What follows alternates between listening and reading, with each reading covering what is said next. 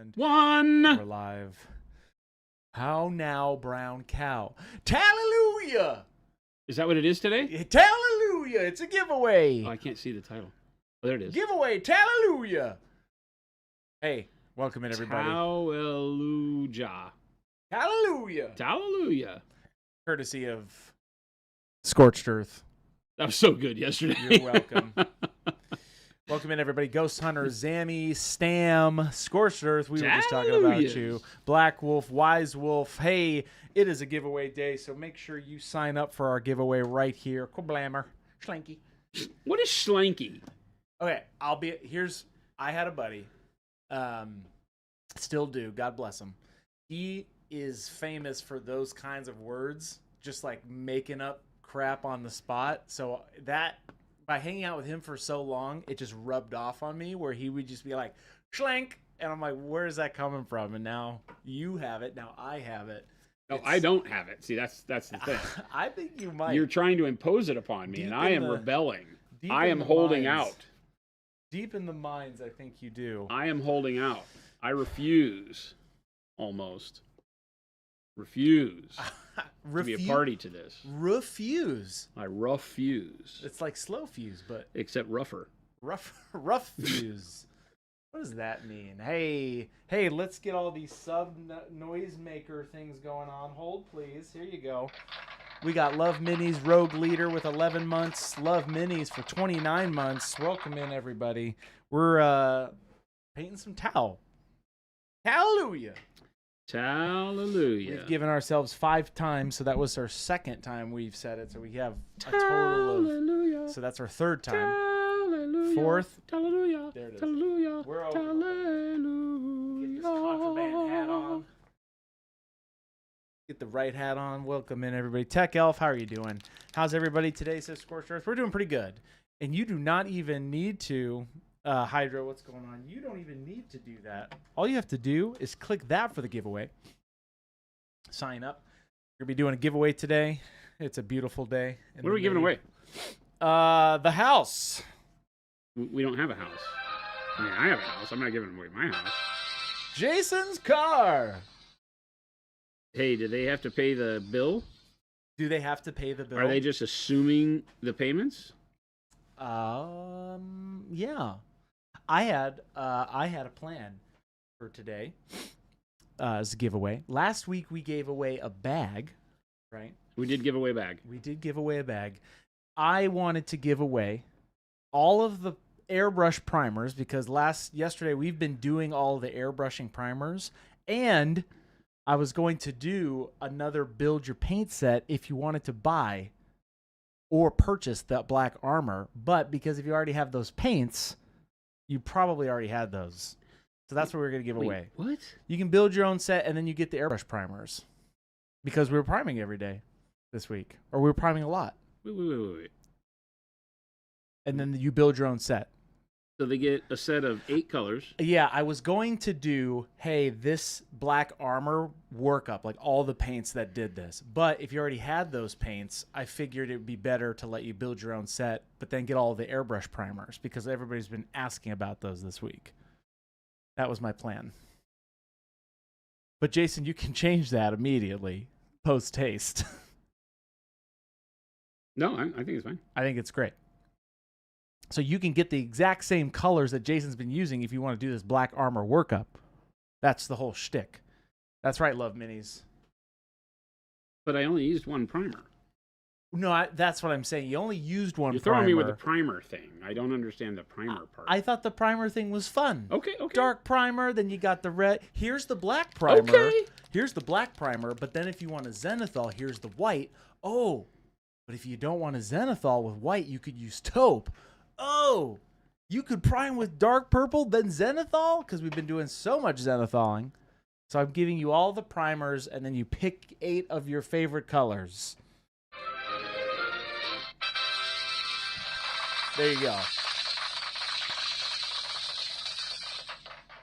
So essentially, you're getting a set of paint and all of our airbrush primers so that you, too, can zenithal to your heart's content. And, like... What's that for to the power of that combo? Well, not really. You can't really do that. I'm giving you all the tools, chat. That's what it is. And I'm sticking to it. I thought that was a great idea. Chaos Angel, Disparate Paint. What's going on? Chris, that would be awesome. Yes, it would be. And that's why I said it. Scorched Earth. That's why I said I've read your mind. That way you can start painting up that plastic that's been sitting in the corner. You can airbrush prime it. If you are out of an airbrush, maybe we'll work with you. If you don't have an airbrush primer. But you can also paint it on too. So if they don't have an airbrush? Jason has definitely been making the good case for airbrushing, though, this week, I think. If you don't have an airbrush, go get one. It's a valuable tool. Jason, like he's been saying, is like that Masters one. I need to start getting affiliate links for us, Jason. All of this free pub we're doing. Depends. No, don't say it out loud. We'll get caught. What do you think about that, Jason? You like that idea? Oh, as long as it's Kirkland water. No, not that. I meant the giveaway. Oh. Well, you switched it up on me. You were talking about needing to have Circle K. No, you can't say that. No. Provides you with delicious drinking water. No, they don't. Well, they do, but not in the way you think. Well, no, exactly in the way. That's delicious. Son of a gun. We've done it again. Did I just do that for free? One of my favorite things to do with all of our airbrush primers is to do the dark purple with the red oxide with the taupe. It's such a fun way to zenithal prime your models for one step. So I think you would like that, chat. Give away an airbrush, Chris. Bald man, don't tell me what to do ever. Wow. We don't have an airbrush to give away. I'll give away Bald Man's airbrush. There you go. Bald Man has committed. See? Don't test me, Bald Man. I'll give away your stuff. Give away your dignity, Chris. Too late. I already did. Many moons ago. Yes. Ghost Hunter, to answer your question, yes. Should I use it to put paint on the model? Yes. Absolutely. So, Chris. Yes, sir. When you lost your dignity. Yes, I can tell you the same day. How did that go over? Like, what was the immediate feeling? The year was 1921. 21. It was in the roaring 20s, as the kids say. Nobody says that. I had a full head of hair just like I have today. Literally nobody says the roaring 20s anymore. What happens is that I got out of my old 1920s jalopy.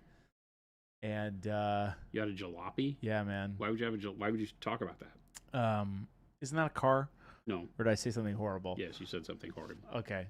What is it? The car? What? No, it is. That is a car brand. What's the name of the model? It's not a car brand. What is that? It is. It's an Oldsmobile, isn't it? Anyway, I got out onto the New York streets. Can I get some help here?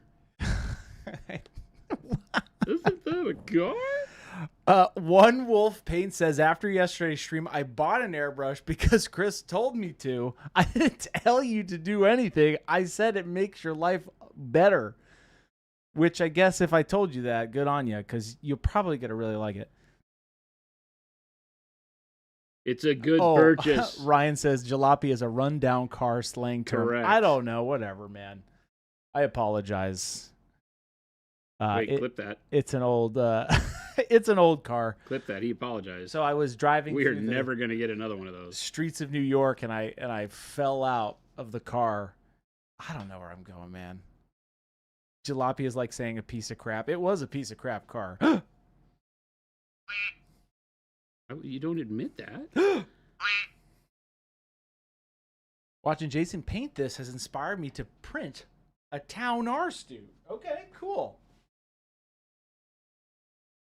Wait, I've inspired you to steal IP? Wait a minute. Oh, I guess that's one way to put it. No! I don't know what you're talking about, Belial. Don't do bad things. Don't do bad things. But if you play yesterday's stream backwards, it says buy an airbrush and eat the paint. Jesse who? False. I'm going to have to go play the stream backwards now. Hearing me backwards is the acid trip you're all looking for. I bet that keeps you up at night. Now play that forwards and you'll... wait a minute. Scorched Earth, Chris, you're amazing. Don't dare apologize for that. Hey, Scorched Earth, I appreciate you. We won't have you picking favorites with Chris. That's not how this Jason works. comes over to my desk and puts a firm hand on my shoulder and says, Chris, it's time to change. I said, but why? He's like, well, that's just too much. And then That conversation happens like twice a week, by the way. Daily. 2 hours so a you day. know. Twice a week, I have to come over and place a firm hand on Chris's shoulder. Oh, flying again. What if the Astro trips were trip we were looking for are the friends we made along the way?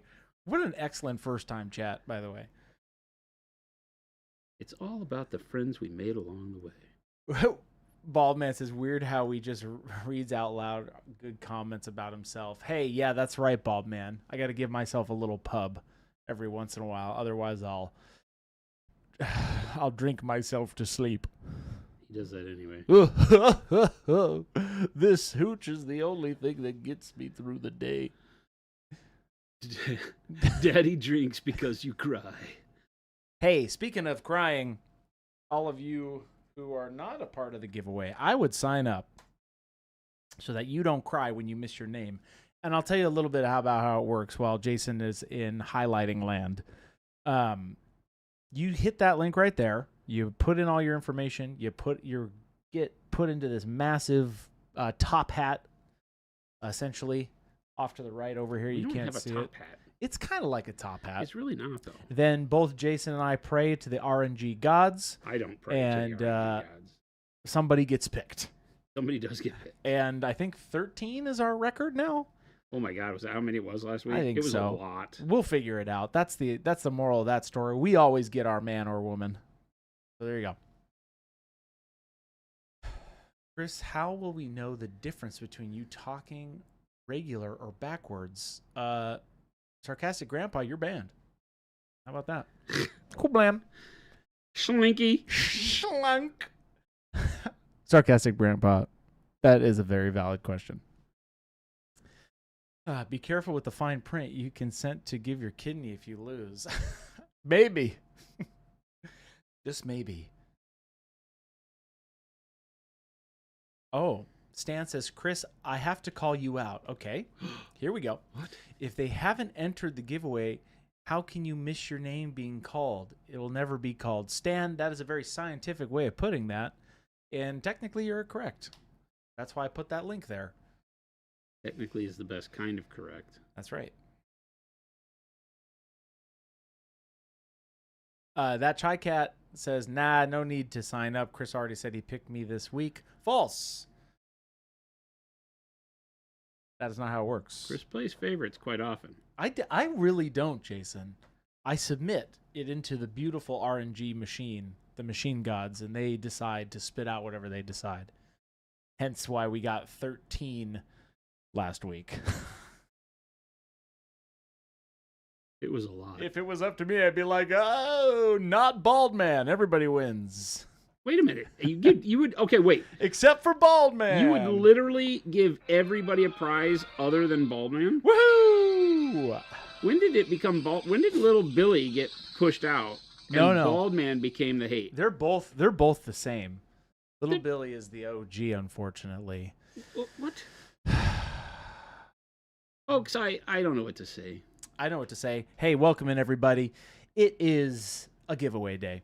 Make sure you hit that link that is shown up. We're painting up some Tau. Jason, what paint are you using right now? That's my name. That's Bright Ivory? No, it's Bright Ivory. It is Bright Ivory. You got it.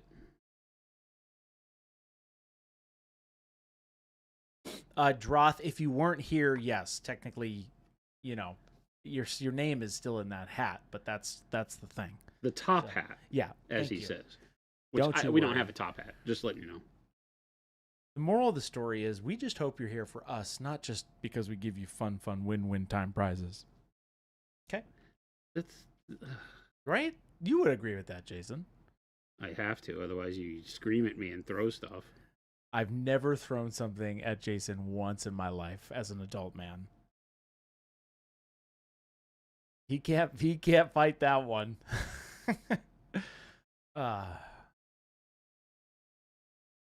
TK says, I think some of us have realized Chris has 4 personalities and 2 of them logged in at any given moment. Yes. That's a good way of looking at it. One is cutting trees in the background, and the other one's like, farming Slayer points. Double dipping accounts, Farming Slayer points? Yeah, that's old school RuneScape. Oh. Jargon.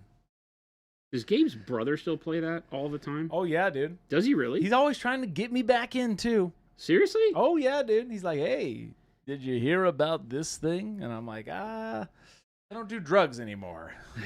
I don't do drugs. I don't do farming simulator points, Big Bob. Scorched Earth. I love painting trees, actually. I love finding a nice tree model and painting it good. RuneScape on a Warhammer stream was not on my 2026 bingo card. Stick around here long enough. We got lots of surprises.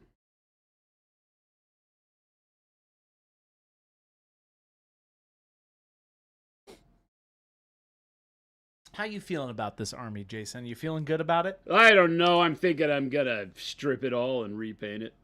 I don't think you would reprime it before you stripped it. Oh, foiled. Am I wrong? Foiled my plan. All right, Ace has got a silly question.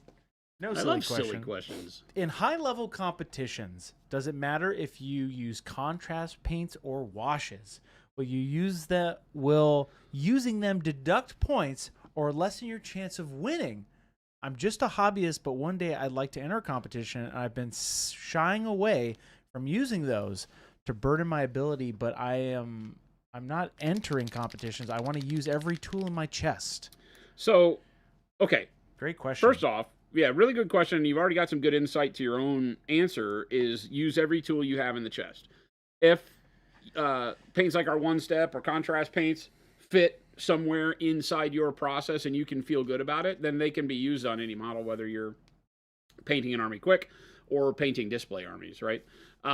What I will say is that if you were to take a model that had the traditional speed paint or contrast look to it, which is the weird pooling of color, and you were to enter that into a competition, it's probably going to make it a little bit harder to win just because it looks a little sloppier. It is the product doing it and not necessarily the person doing that and making that happen, but there are ways to work around it. And so a judge may not look favorably on that. But, this is all our version of contrast paint. The one step has done all of the filter color on all of these models. And of course, there's no messiness to it, but I'm using it as a filter. So the paint itself is just a tool that you can use however you want to. And no, I don't think anybody would hold it against you. If you wound up saying that, hey, at the end of it, this whole model was painted with one-step paints, nobody's going to be like, oh, sorry, disqualified. They don't have a bias against paint types in competitions. It's all going to be in what it looks like. And the one thing I can tell you is that I don't get hung up on whether or not it's smooth or sketchy or well-blended or not. It's more about intent, okay? And the intent has to be visible to the judge on what you are trying to do. And so, if the paint that you apply is outside of what we know your intent was, so if you were to use contrast paints and slop them on there and get the messy looking contrast look on the model, and then do smooth blends on everything else, you'd get docked points because you used a method that did not pull together what you were attempting to do. So I think that's probably true. But again, it's more that they are a great tool. They can be used in myriads of ways, and nobody will dock you for using them so long as you show that your intent was to get a specific good looking model done. Then I don't see a problem at all.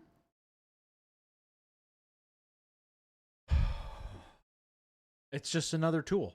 100%. My current Nierkison entry says Pikmin was one step in every step by painting process. Sweet. Pikmin's an excellent painter. Mr. Sinjin, how you doing, buddy? F-Man says, question time. I'd like to know both yours and Jason's top factions in 40K. Oh, okay. Imperium Xeno, let's go now. No holding back. Reasons why Chris rating Chris rating Jason's pick included. I like orcs because I like painting rusty metal things. That's purely it. He is not lying. I freaking love painting. And since the invention of Noosh, oh yeah, he has enjoyed it even more. Oh my gosh, I just like, it's just so satisfying to paint rusty metal things, Jason. Well, we've given you some really good tools on how to get it done that looks really good and fast too. And so yeah, that's a great way to paint. Yeah, oh, it's fantastic. And Jason's is Tau right now? Oh, I don't know. If I were to think across you like orcs though, across 40K and what I prefer as a faction, kind of like a lot of different things actually. Well, I mean, I'm always going to have a love for Space Marines because they're Space Marines, and you know, it's the whole story, and it works, and I like it. But the Imperium as a whole, I despise if we're just talking in narrative, because the legislature and all of the stuff that goes on Holy Terra, right? The Lords of Terra, I think, are the most corrupt individuals on the planet. So I don't think the Imperium is the good guys. I'm not a big fan of Tau and their story that much. You just like the models. Well, I'm painting the models. Yeah, I dig these. I think I would probably have to side with something more akin to Eldar. Yeah. I like the Eldar story because it has the, you know, sail into the West, Lord of the Rings kind of mentality to it. The Eldar do? Yeah, they're dying. You know, they had a branch of them go off and become so hedonistic that they burst Slaanesh and opened the Eye of Terror and lost half of their worlds as the Eye of Terror swallowed all of their planets. And so they've been dying out ever since and had to move on to craft worlds and don't have planets as homes anymore. I had no idea that's what Eldar's story was. Yeah, and so they now have the main Eldar sect is trying to escape the wrongs that were created there. The webway collapsed, and so they don't have the ability to travel around. So they're very isolationist now because there's not enough of them left. And so they're fighting everybody, not necessarily because there are like the Dark Eldar, or they call them Drakari now, and they have the Raiders, and they go out to survive. They go raid planets and steal and rape and pillage.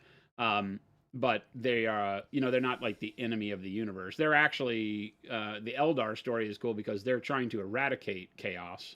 Yeah. But one of the ways they need to do it is by exterminating mankind because of mankind's psychic tendencies. Yeah. So.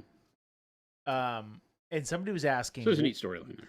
Somebody was asking earlier, a couple people, what is Noosh? Noosh is, I just put the link there. It is our subtractive weathering medium. Yeah. It's kind of our answer to a traditional oil wash, Jason. Yeah. That's fair to say. It's amazing Did tool. I use warm gray on these? Does anybody remember? I think I did, right? I think you did. Not neutral Yeah, I used gray. warm gray. And then I glazed back over it with dark neutral gray. Literally just two colors on the I've top. tested Noosh with a couple different things. Like this next Knights project, I used half a bottle, which was probably too much. And now I'm repriming those, so definitely going to use more. But my next test is putting transparent black into Noosh to make the recesses even darker. I haven't tried that out, Jason. So I need to test that for the people. For the people. It's altruistic. But yeah, I definitely use a lot, and I would say use a lot. I kind of figured that out the hard way on a model not too long ago, actually. I do 10-to-1 now to start. 10 parts Noosh, 1 part paint, and then work it up, right? Then I do less, and then I do less depending on how grimy. But my favorite workup for Noosh is... actually, it's a little less. So it'd be like 6 parts Noosh, 1 part transparent brown, and then 1 part petroleum brown. That's my favorite little coffee cup mixture of that. It looks like coffee creamer when you do that. So it's fun. It's a fun thing. No, Jesse Who, I do not varnish the model before I noosh it. I just wacky it on there, you know? There's no problem with varnishing before you do it, though. Why would you do that, Jason? It'll get more of the color to move off. Maybe I should try that. It'll stain heavier if you do not use a varnish because, especially over our paints, because our paints are so matte, that the noosh will lock into a lot of the micro texture that the matte finish causes. And so if you wanted to play around with it, having less of a filter to it, then varnishing, especially with a gloss varnish, would help a lot to reduce that amount of coloring that takes over the model. If you want a light filter, varnish, if you like the heavy filter that it gives, then you can just keep on doing it over the matte paint. I like the heavy filter in most cases. Yeah. I just like what Draught says, I slather it on there for the rusty metal, and then I wipe it all away with a makeup sponge, and it just really cakes it up, which is, once it dries, it just leaves that like oily feel. Squirthurge says, can you please remind me how thick glaze and wash should be? Mine seems kind of thick. I mean, it should be like the thicker of our paints, not like heavy warm white or heavy titanium white. But it's relatively thick. It should be thick like a paint. Yeah. It should feel like a colorless paint at the end of the day. Skills Beacon says, got any tips for using the mold line scraper? I just got it and mostly used it to the Citadel one. Nice. Oh, you're mostly used to the Citadel one. I don't know the Citadel one by usage, so I don't know that I can speak to how they're different. Ours is double-ended, so if I can find it here, it's in my cup somewhere. There it is. So as a double-ended tool that's angled that way, and then when you flip it around, it has the reverse angle on it, right? So the angle is intended to get you up inside of, like if you're left-handed like me, the right angled one would let me scrape from the left side of the model. And then I'd flip it around if I needed to scrape from underneath, right? So that I can keep the point towards where I'm trying to do my work. But let's see, do I have something with a mold line on it? Someplace this model is really good, so it doesn't really have, well, it does a little bit on under the arm, right? So if I had to scrape the mold line on the bottom of his arm, I would just take the blade and I would do it at a slight angle, maybe a 10 to 15 degree angle, and then literally just pull it towards you, and it will take that line off. I was using this on some of the Conquest models, and it worked perfectly. Yeah, and because the blade is double beveled, you can also push. Yep. So if you're at a part of the model where you can't get in there to pull out, you can push up into it. It just is going to, as you see like that, it'll push all the pilled up stuff away that you'll have to get in there and clean out. But yeah, it's meant to push or pull, keep it at a slight angle, which is easy because that's why the end of it is angled anyway, right? And then just pull along the line. Super simple. One of the easiest tools to use and gives great results every time. Okay, so that was like a 50-50 mix, let's say, of the warm gray and the dark neutral gray. And then I'll just do a little bit more of the warm gray into that. Coffee and Hobby, how you doing? Saw a stream going. What's going on? Tech Badger, I was considering using it for, using the noosh for the dystopian warships. Sorry, I accidentally sent my question before we finished. No, that's okay. You could use noosh in a lot of different things. It doesn't have to be for just big models. It could be kind of for a lot of different things. Any size. What's up, Super Duper John? We've used noosh on tiny models. Tiny models we have. Did it on Battletech? You name it. Good stuff, Jason. Good stuff that noosh is. We know you like it. Yummy, yummy, yummy. Yummy as in I like the effect. you know. Tancred says, I was looking to play with more undercoating colors. How do you decide what colors goes under what? Opposed on the color wheel. Great question, by the way. What colors do you choose when undercoating, Jason, or underpainting? Boy. That's a tough question. Yeah, because you can play around with just about anything, right? The reality is that I typically am using it as a shadow color, like with the purples. Purple gives you a nice, cool undertone without being too blue. It can give you, just enough warmth to keep it lively. So for skin and such, purple's great. So there's some things that I just use that no matter what I'm doing, purple is the answer unless I'm painting purple. That's the joke about underpainting with purple, is that you use it until you start painting things that are purple. And then when you start painting things that are purple, you use just blue, like a dark blue. So, there's things like that. I'm doing some micro texture. If you want to pop in close, you can kind of see I'm doing deliberate brush strokes to put some micro texture on this.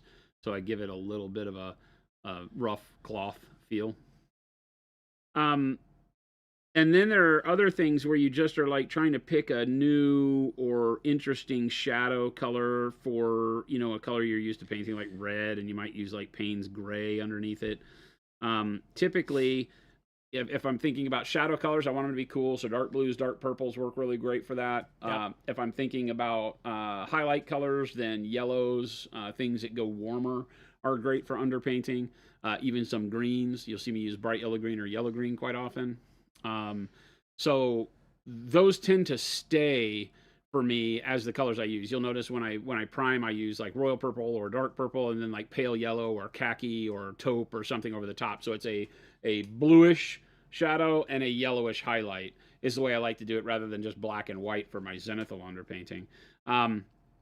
When I'm doing flesh, then there's a reason for like the dark blue or the purple in the shadows, the red across any of the flush areas, and then the green on the sunny areas or the yellow on the sunny areas. That's always a thing.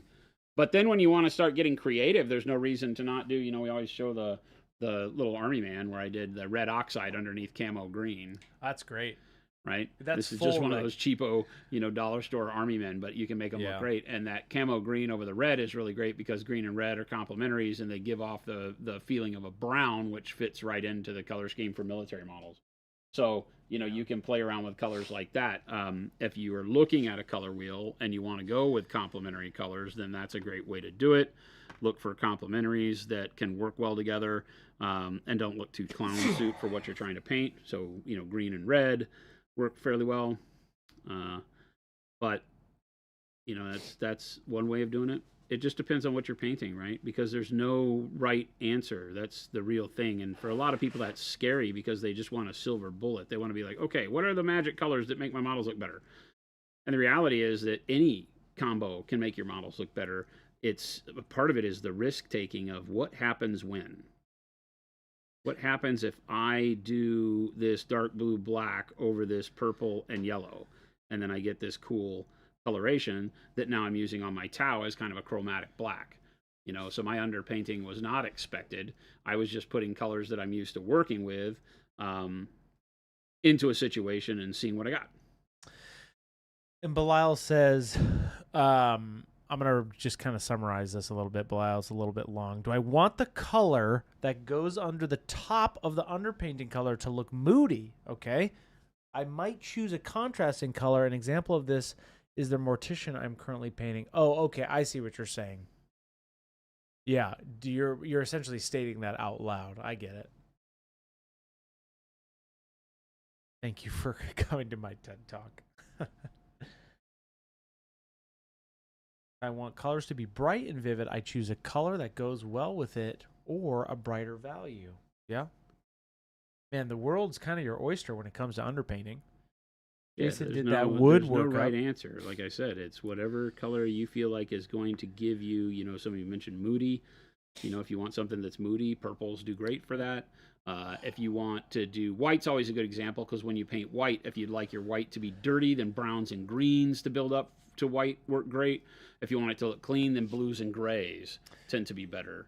So there's a world where the nuanced colors of your shadows or your base tones are able to give a particular feeling of how that ultimate composition looks, right? So if you put oranges underneath it, they'll look rusty and dirty.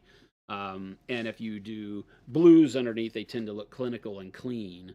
And so there's just things that the brain focuses in on, but you need to maintain the subtleness of them, because if they're just loud, like if you underpainted everything in bright blue and all of a sudden it's loud, it would look like it was glowing from within or something, which is not a bad tool to use, but you still have to be careful.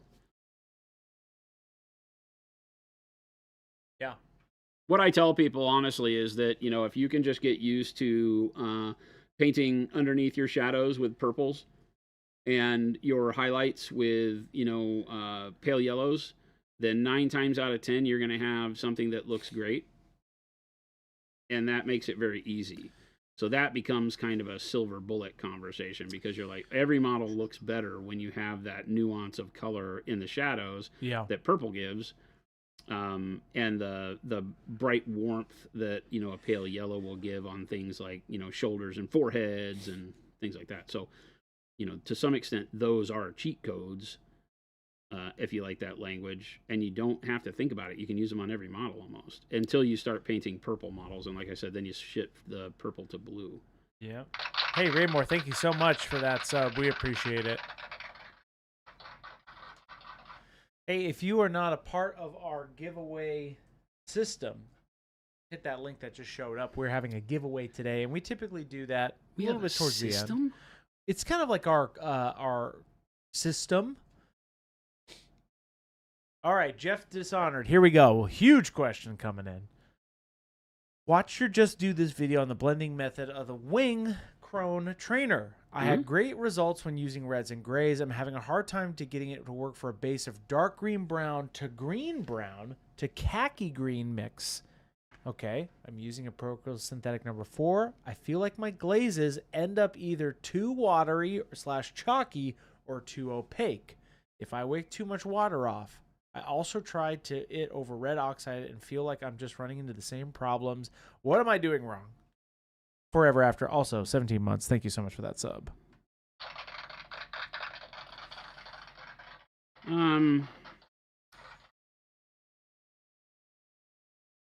It's a tough one, because you're asking me what are you doing wrong, and I can't just know. Yeah. If you're getting chalky, then you got too much moisture, right? That's 100% the answer to the chalky part.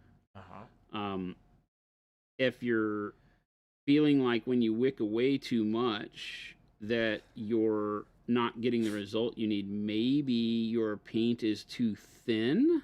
Okay. Question mark. That could be a thing. Yeah.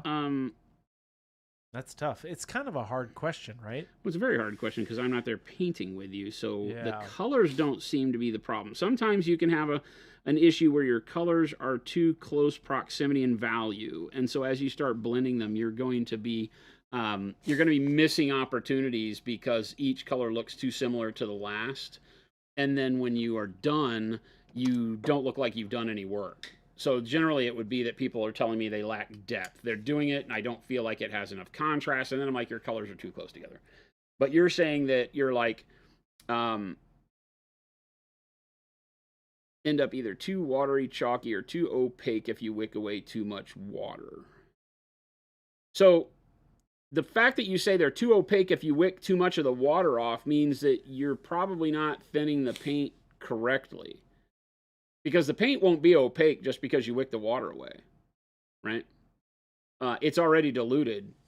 It doesn't, like, by taking the water off your brush, it takes pigment too, so it doesn't, like, leave you with undiluted paint. You can't strip the water out of the paint, right? You're taking the paint with the water once you've diluted it. Yeah. So if you feel like it's too opaque, maybe try going with a little bit more water on your brush and diluting the paint a little bit more, and then wick it off and have that thin layer to work with first, and then go more opaque on the second layer like the video talks about. But your colors seem good. I mean, the dark green brown to the green brown to khaki mixed with green brown should be enough contrast to really feel good. Yeah. a campfire scene. You painted the whole model and came out very even in tone, and the OSL from the fire shows well, but the back of the model does not look dark. Would filtering a blue-black through the airbrush be enough to mask it darker but still keep the color? If the back of your model is not dark enough, did you paint it like it's in daylight? Yeah, M3 Stout. Jeff, hopefully that helped. Jeff before I just yeah. M3 because your color should be really muddy if you're doing a campfire scene, because the stuff that's behind the model won't have much light on it, right? M3 Stout says yeah. You did paint it like it's in daylight. Yeah. So yeah, filtering a darker color on it is your choice there, in my opinion, because that's going to allow you to then, create a situation where you get rid of that other light or turn it into moonlight or something. Because, like I've shown a couple of times, if you're doing a nighttime scene and you want the fire to have any effect on the model, the rest of your colors have to be almost muddied out. Because without the light, there is no color. And so the little bit of light that would blend down here doesn't give you enough to discern much color. So you can barely tell the difference between the brownish tint that I've done the pants and the greenish tint of the jerkin, and the metal on the legs, only a little bit of shine from it, so you can't even tell really what color it or the boots are.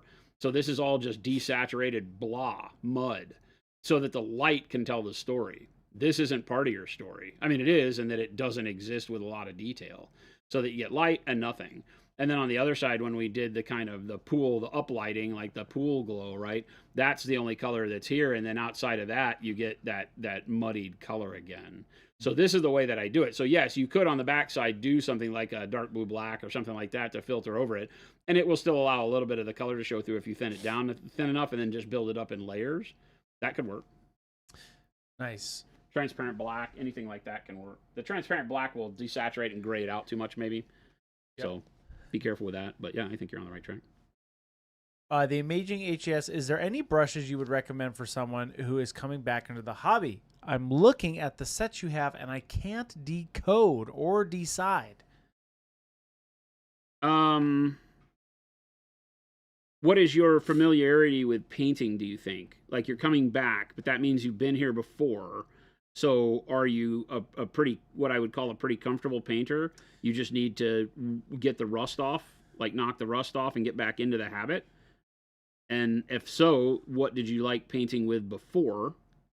Have you ever had good brushes, or were you just, kind of dabbling in it before? Yeah. Let me know that, because I think that kind of tells me more, because brushes are so subjective. So knowing where you come from with the idea of painting is just as important. Amazing says yes to knock the rust off. Man, I really love our Pro Synthetics. The Dauntless set, though, is really inexpensive and is good. They're cheaper synthetics, so they are going to be not quite as sturdy as our Pro Synthetics in the long haul. But they're a good, inexpensive way to get back in and get the feel of it, and then, determine whether or not you want to get a Sable. The other best way is that, like on our website, if you buy singles and you get 4 or more singles, you get the set price anyway. So that's one of the best deals. All the sets are 5 or more brushes. You can go in on the singles though, and you could buy like a number 2 Pro Synthetic, a number 4 Pro Synthetic, and a number 3 Sable, right? And you could have a really good combo of brushes, and then just go from there. Like I'm using a number 4 Sable right now, so you could do some combo in there and see which ones you like better. You'll get good use out of all of them. So that might be a good way to do it. Donnie's asking, how many 28mm bases can you cover with a tube of texture? And man, a lot. Like one of our tube of texture paints. Absolutely a boatload. What's going on, Jade? I have been using one for a long time.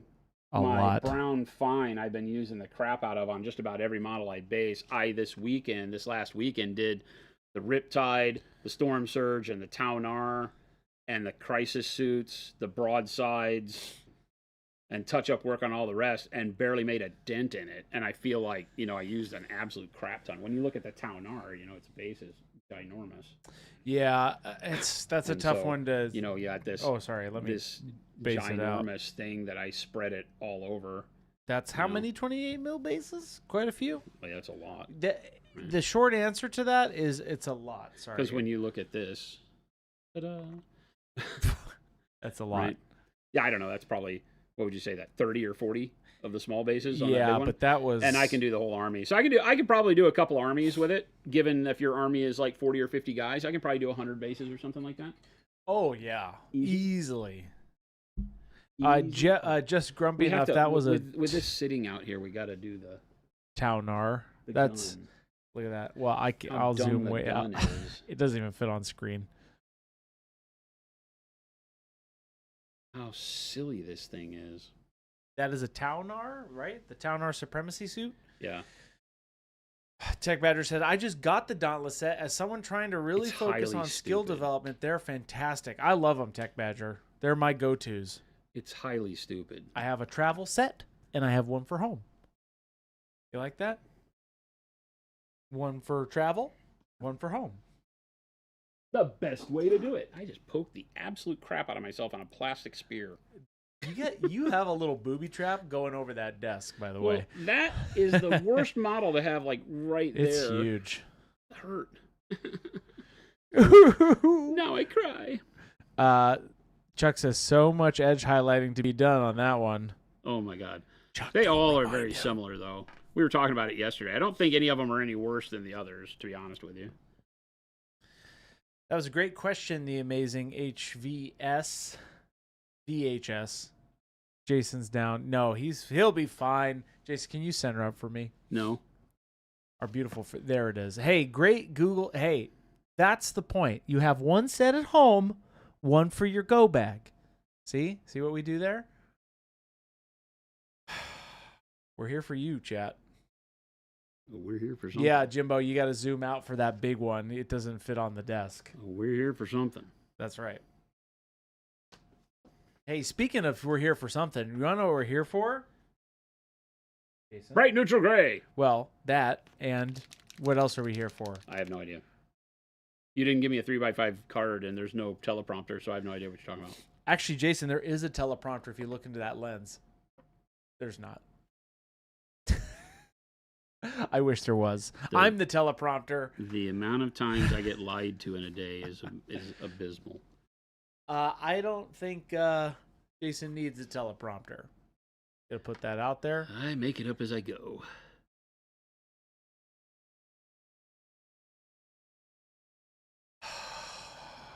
It's a giveaway. It's a giveaway. Wait a second. Is it Chuck's birthday, Jade? Jade? Chuck, is it your birthday, Jade? It's Chuck's birthday. What? Everybody give some hearts for Chuck. Let's embarrass him. Ooh la la, it's your birthday. I don't know. Happy birthday, Chuck. I don't know if that embarrasses Chuck. Happy birthday, Happy Chuck. birthday, Mr. Chuck. Mr. President. Hey, you know what, Chuck? Happy birthday.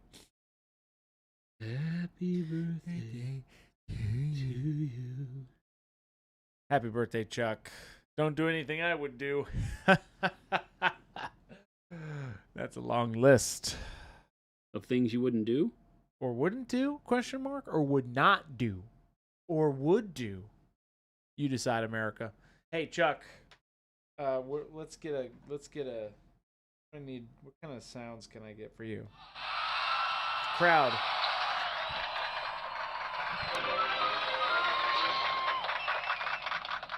One day I'll be as old as Christopher's Spotify age, says Chuck. One can only hope. One can only hope you'll live that long. Wow, what a great guy. Mr. Chuck. He's all right. Chuck, for your birthday, I will give you that Battletech round you're looking for at Adepticon. It's easy for him to say that.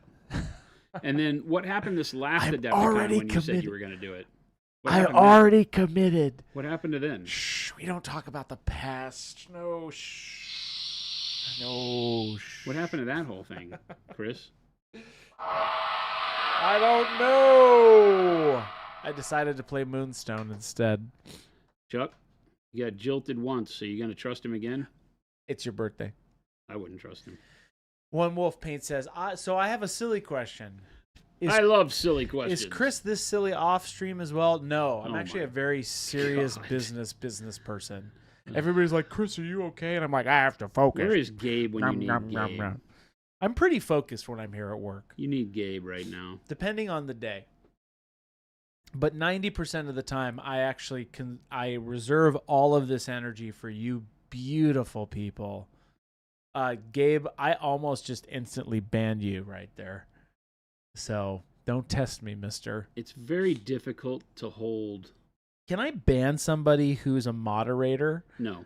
I mean, yes, because you have literally my dashboard. I'm going to put you on. Can I put Gabe on timeout for what he said? Sure.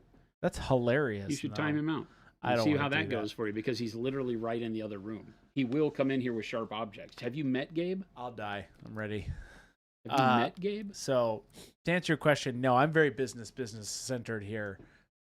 I save this for Jason and you, chat.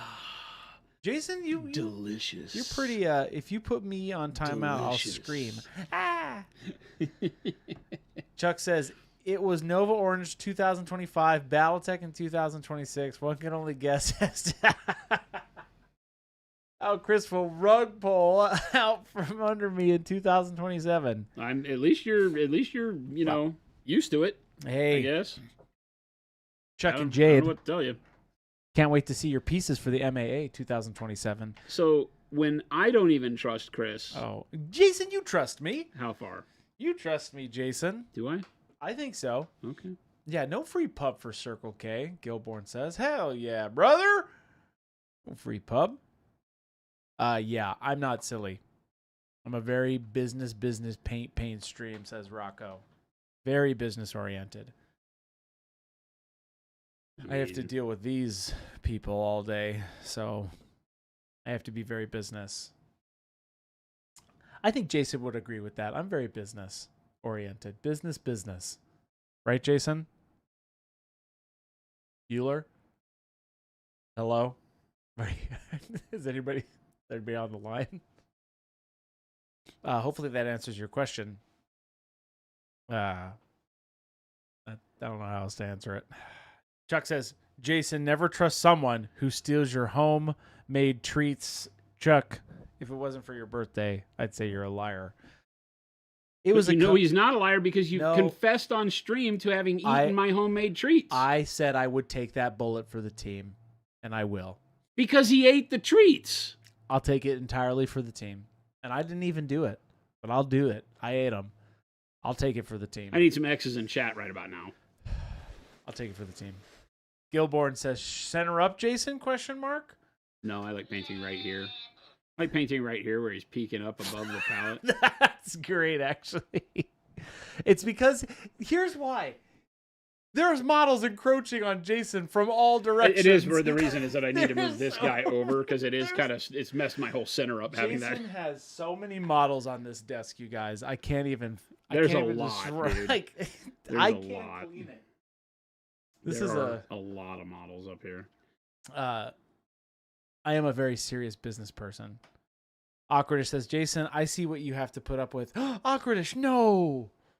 Less a bullet and more of a cannon full grape shot, dude. Chuck, no. I will play. That's the thing. I select a game that I'll play every year, and you are going to fight. We got to play classic BattleTech, though, Chuck. None of this alpha business. I want classic, chunky, monkey, straight up BattleTech. Or you can teach me alpha, because it's your birthday, so whatever you want. My request is that I use 4 urban mechs. That's my only request. So let him do it. The Savage, great first time chat. I would like to know this too. Is there a way to know when you'll be working on the huge mech again? Oh, it's Townar? Yeah. Oh, I don't know. It's at that point where I got to do 1,000,000 miles of edge highlighting. I feel like that's getting really boring. You guys tell me. You want me to do 1,000,000 miles of edge highlighting on the Townar? I mean, at some point it's got to be done. Well, yeah, but it could be a weekend project for me. It doesn't. Wise Wolf says yes. It's a neat model, so it is pretty cool. Chuck says, Adepticon Irby Derby it is. I love my Irby mechs. They're fun. They're horrible. Jason, no. Here we go. They actually do pretty They actually do pretty good. Until you play against somebody that knows what they're doing, they do. I did beat Jason twice with You have him. never beat me. You've never even had an urban mech survive a meeting with any of my mechs. I actually have. No, you haven't. Twice, actually. No, the guy tried to jump away and died a horrible, grisly death. A horrible grizzly death. Every single one of your light mech pilots has bitten it with me. No. Yep. I don't think you remember. He loves light mechs. It's annoying. It's fun. And then I have that one that You Gabe just wish and Chris Philip gave me. would play The Trident. Play to the actual. I do. Uh, Urbies are good. What are you talking about? They're horrible for objective play. Oh, this guy. Jason, out of all the models you've ever painted, is there one model that you would say was your favorite? The one that he's currently painting. I always say the one I'm currently painting because, you know, I'm rule of cool and I'm really, you know, I generally enjoy, but that would be a lie, right? Then none of the models, like this guy isn't my favorite model. He's not even really in my list, I don't think. But that is a great question. I just don't know. I think that, you know, Percival is got to be high on the list, but we still need to finish the diorama. If I ever get the diorama finished for Percival, I think that would be my favorite model of all time. Just because we had so much fun coming up with his backstory while we were painting. But I have painted since I was like 10 years old.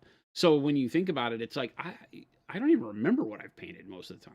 Every time I sit and I think about it, the longer I think about it, the more I'm like, oh, but what about that thing that I did that one time? It was really cool. I did for White Dwarf,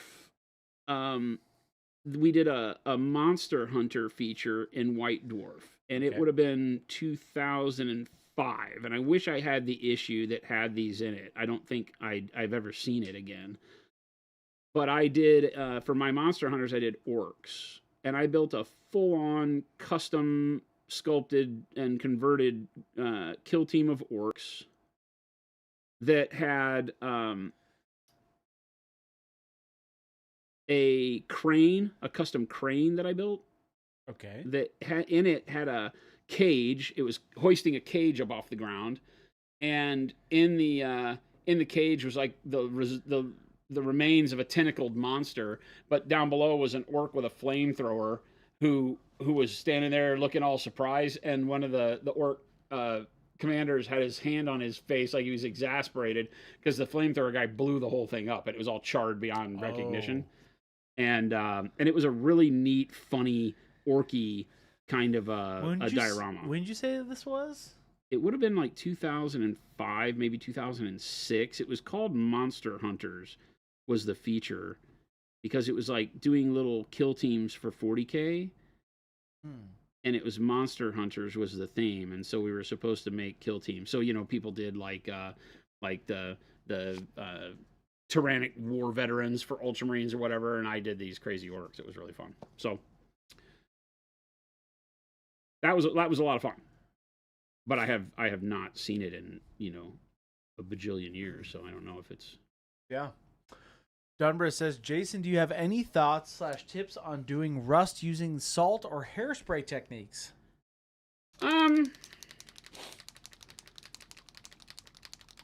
So I haven't done the hairspray technique in a long time, and you have to understand that, like, the hairspray technique required old-style hairsprays. I don't know how new hairspray even works. It may not have the same chemical components to work great. If you find something that did, we used to use hairnet, and you would spray the model with it. Okay. And because that stuff was still soluble after a long period of time, because you have to be able to wash the hairspray out of your hair, it never just fully cures. Right. So you put that on the model, and the longer you let it dry on you would paint over it, and the longer you let it dry on the model, the less chipping you would get. But then you go back with a Q-tip or something over the top with wetness, and that wetness would go through the color paint and actually chip the paint away, which is great. Interesting. The salt technique is, while it's reliable, it tends to be too aggressive for me. So I don't use it. But I don't say that, you know, you shouldn't. If you, you know, spray a light coat of varnish over the salt, and then you put paint over that, and then you pick the little grains of salt back off to make the chipping is cool. But again, it seems to be too aggressive. It takes too big of a chip. You can't alter the size of the chips. Whereas with a hairspray, you can. You just let it cure longer, and the chips get more microscopic. And so it can get to be really, really cool. I have since gone to where most of my chipping I do with the sponge, and I apply the chipping color over the top. and I like that a lot better because it's more controllable for me. I can make it look however I want it to look, and it's not as random. So I've stopped using those kind of things. People have asked if we'd come out with a chipping solution, and I'm like, no, but only for that reason, because it just, my years and years of using them taught me one thing: I don't like them that much.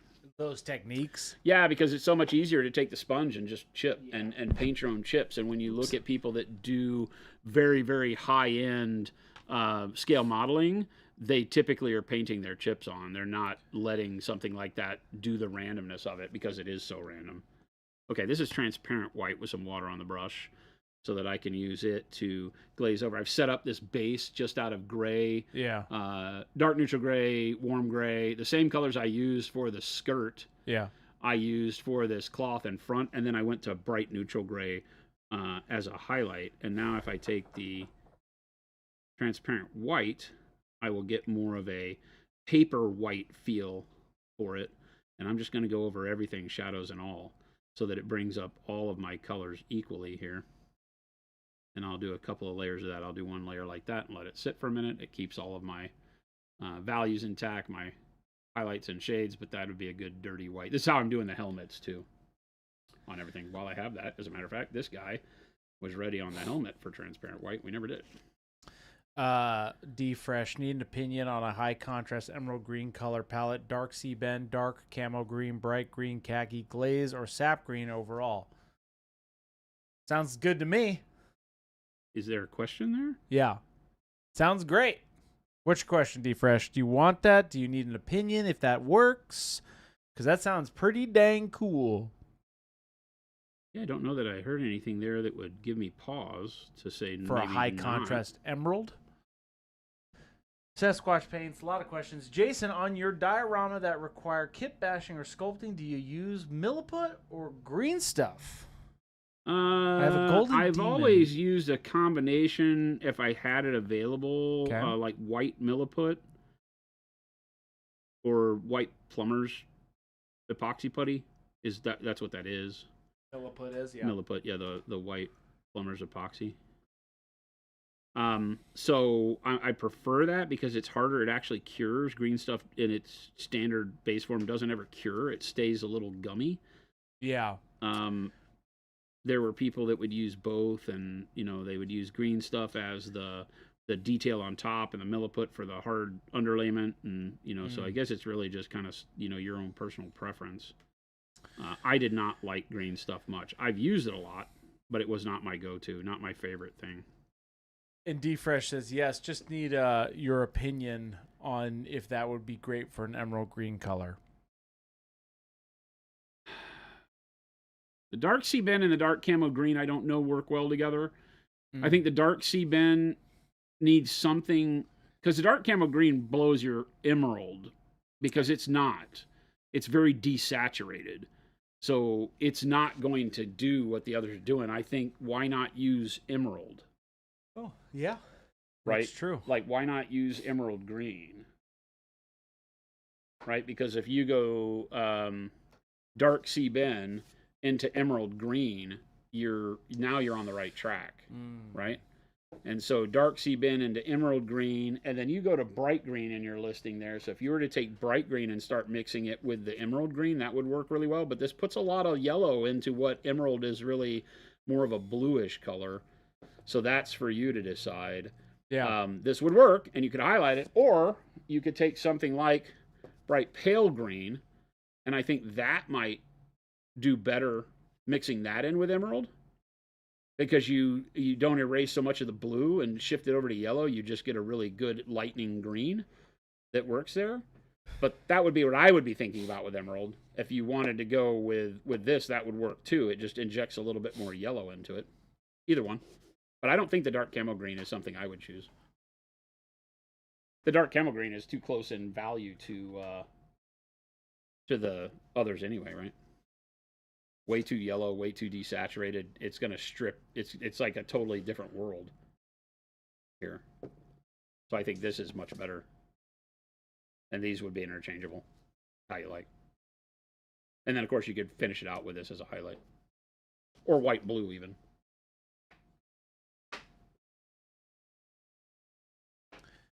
I picked up one step set one, and wow, the purple and granite or graphite, great, nice, really digging it. Thank you for the amazing product.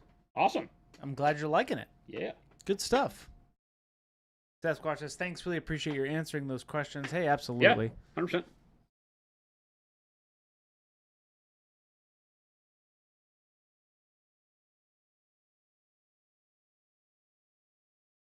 Yeah, trying to avoid yellow, but a little yellow might not hurt, says D-Fresh. Yeah, if you're careful with the way you mix the bright green in, it'll look great. Just don't douse it with bright green. Let it inch its way up. And you might still want the bright pale green after that to go to your brightest color so that you do avoid some of that yellow intrusion. Because if your highlight is filled with yellow, it's going to make the whole thing look yellow. That's the tough part.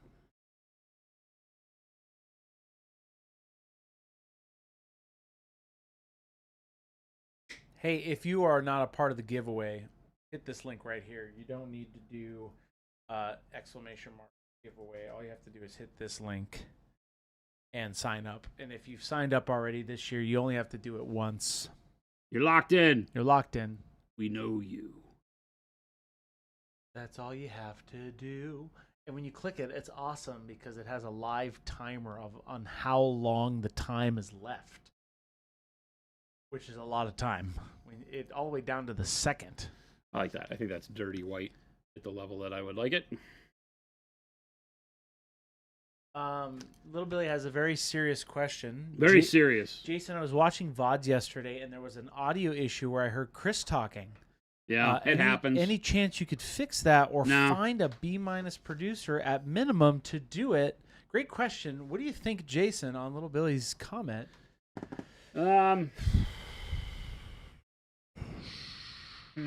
Sasquatch Paints, thank you so much for that gifted sub to Copper. Sasquatch Paints, that's awesome. And some bits from Sasquatch Paint. Thank you for those bits. And love minis with the bits. Look at all of you. What fun people. Forever After, thank you for that sub, too. Appreciate all of you. You get what you pay for, says M3 Stout. Wait a minute. Well, You don't pay for this. I've been paying for months. What are you talking about? Well, My Monument membership dues are activate every single month on the 1st. yeah. Chuck about that. Chuck says, with the discussion of Milliput, is green stuff, is there archive video anywhere of talking about kit bashing? Using products all the way up to a finished model? I don't know. For me? Yeah. We haven't done anything sculpting in a long time. A There long may be, if you time. go look on the YouTube, there may be something archived way Years back ago. from Slow Fuse Gaming that would have me. I sculpted a whole model, a version of, oh boy, I don't remember what his name is, for Signar from War Machine. Oh, the house. No. Right? No, Oh. incorrect. I don't know, man. The house. I just said the guy from Signar. Oh, yeah. I don't know. He doesn't know. Droth Vader, hey, thank you so much for those. It would have been a while ago. And thank you, Droth, for giving all Well, those we're talking about, subs. yeah, I mean, I did that, I don't know, 10 years ago. And It was probably flying. part of year one of stream. Thank you for that sub. I'm working, well, I say working. I haven't been actively doing anything with it for months, but Jen and I sat down and did some sculpting, and I started a creature. I'm not real happy with the way the head turned out, so I'm probably going to pull the head off of it and resculpt the head. But I'm doing an entire thing, and I'm doing it all out of Super Sculpey Firm and Super Sculpey Regular. Yeah. And, you know, so when you're sculpting from scratch and building armatures, I prefer stuff like bake clay so that I can do iterative work on it, do a little bit, bake it, do a little bit, bake it, you know, and keep forming the model up that way so that I'm not handling wet clay all the time. But I will still use epoxy putty like Milliput and such to maybe wrap the armature with. It just depends. There's lots of tools in that world that you can use, and each one of them can help at different stages. They make glue for gluing Sculpey together and stuff like that, so that can bake. So there's all sorts of things to do. at different times. Obviously on plastic kits, when we're doing kit bashing, we're not going to use a bake clay like Super Sculpey. You're going to want an air dry clay, and that's why the Milliput and the green stuff really work better. The polymer epoxy clays are mucho better for all of that. Sindhu, thank you so much for that raid. Welcome in, Raiders. Welcome, everybody. We're painting some towel. And again, thank you so much for that raid. Hallelujah. Do you ever think you would ever try your own epoxy putty in the future, or nah, others got it covered? Hey, everybody's got it covered. I don't think that that's something that I care about at all. Plumber's putty, but with a bunch of M's on it. Yummy, yummy, yummy. That could be a great idea. Why is yummy, yummy, yummy Slap an M on it, Jason. Just slap an M on it. I don't understand you. Plumbing putty, but with an M. Yeah, but why would I use yours? Because it has this M. They would do it, Jason. Our committed nerds. But ours has an M. There you go. Now you get it. Chris, has that ever been the reason we've sold anything? No. See? But we could change our whole business plan. Oh. Slap an M on it. Here's Jason's car. Slap an M on it. We're not trying to sell my car, are we? We could, though, if it had an M. Oh, my God. Painting Grit. Who would win in a no-holds-barred brawl in their prime, Wolfman, Jack, or Weird Al? Wow, that's hilarious. Hang on. Can I make a diorama? Wait a minute. Oh, highlighted comment, too. Great use for that one. Minute. Oak and Fury. Look at all these subs today. You guys are awesome. Yummy, yummy, yummy. I don't know that I ever equivocated Wolfman Jack. Wolfman Jack with being anything violent. Or Weird Al, for that matter. I feel like Weird Al. I think I'd take Weird Al in the fight. He'd be a funny violent. I think he's insane. Weird Al might be. Some of those OG Weird Al songs. Yes, Cornflake Justice. We are streaming tomorrow. It'll be Jen and Jason. There might be some sort of unknown factoid about Wolfman Jack, like he was he was way pre-MMA, but maybe he was like some pugilist that I'm not aware of. Yummy, yummy. That's not what you say yummy, yummy to. Yummy. Chris is disturbing me. He disturbs me. Welcome to my world. Hey, welcome to my world and Jason's world. It's a giveaway day. Woohoo! Welcome to my world. If you hit this link that I'm about to put in right here, make sure you signed up for our giveaway. Giveaway? Oh, I misspelled it. There you go.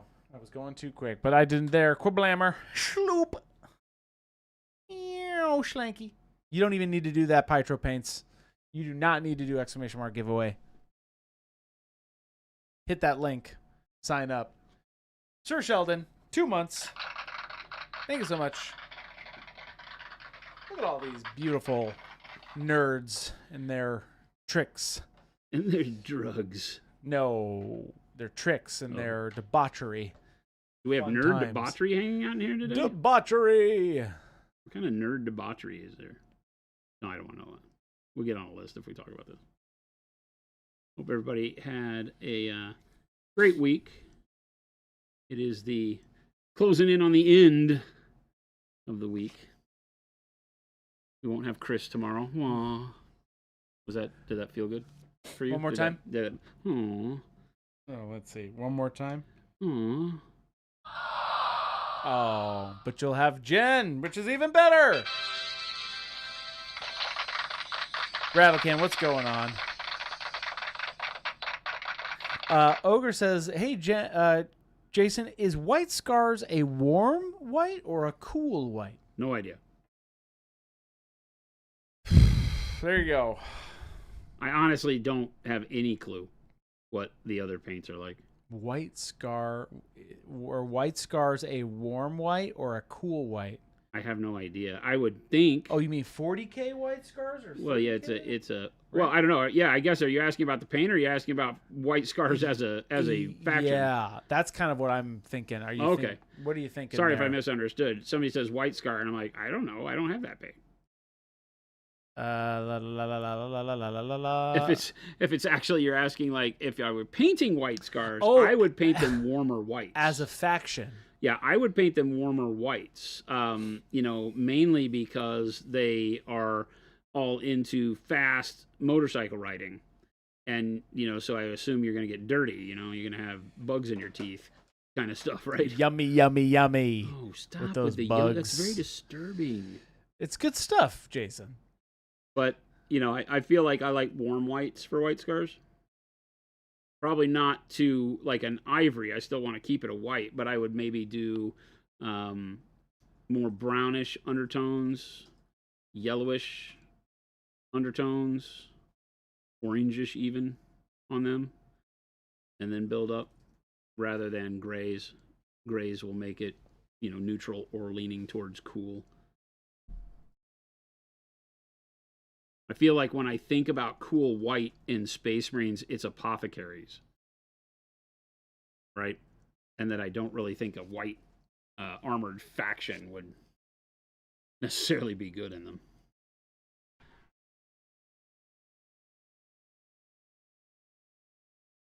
Makes them more bead-upped. I don't know what's going on with his face here. Does he have like a hood? Yeah, he does. Is it? Oh, there is a hood on that. It's strange when they have like the goggles on and you don't get the full face because it makes them look too human. Because the lower end of their face is very human. Especially when you cover where the nose is supposed to be. What do we think, Chad? I assume... Oh, yeah, the top of the head is probably purple here, too, right? I'm going to do it. I don't think it's a full helmet.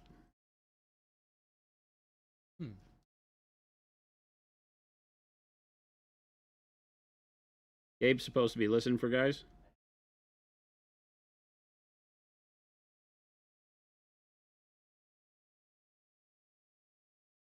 Is it 3:15?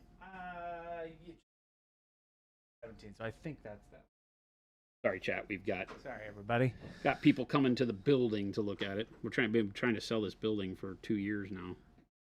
No joy. We need a buyer. Everybody, chat, cross your fingers.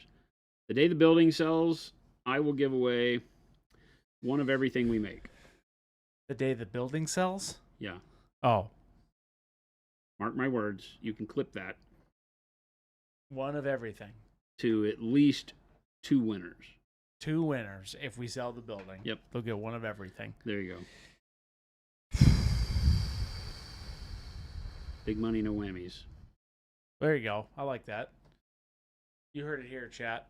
And Jen, that was Jason, not Chris, by the way. Zoden Kane!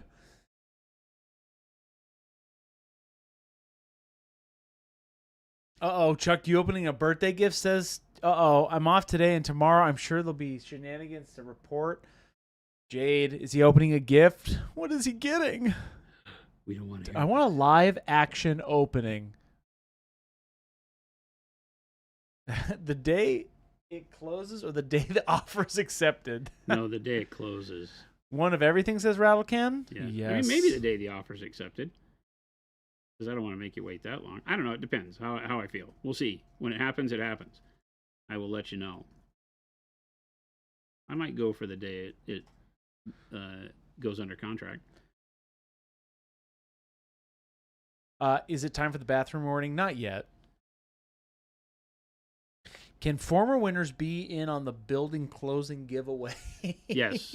Yeah, we'll go and treat it like Sure. quarterly. The quarterly giveaway is coming up. Technically, yes, which might actually it might fall in line with our big celebration. That is the celebration. So, more details about that to come, but it is going to be the beginning of July. Craziness. It's going to be fun. Little Billy, you're going to need to start a giveaway early if you get to 13 again. Little Billy, never tell me what to do, Little Billy. Ever, Boy, mister. Little Billy. Don't you come in here. You want answers? I want the truth. You can't handle the truth. Here we go. I gotta pipe down and be business professional because there's gonna be people in the building. Here we go. Business. Yeah, that's why we can't sell the painting. building because they all meet Chris. Jason, what paint are you using today on stream live? See, that was better, right? That was not. Hi, Better. Jason. My name's Chris. Beep boop. That was not better, actually. I don't know what's worse, me or that. Yes. Hey, still not seeing anything. Okay.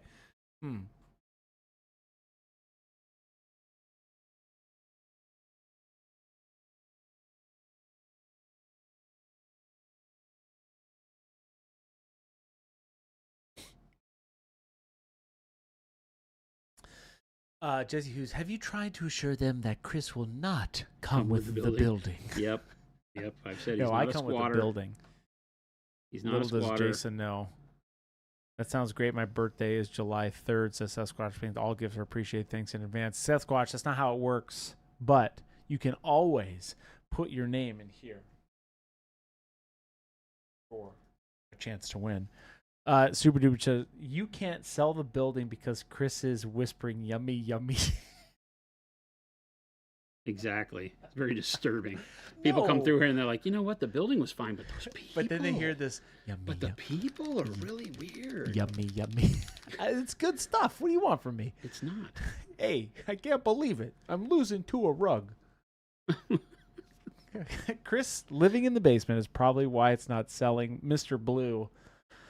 If only. You're close. You're close.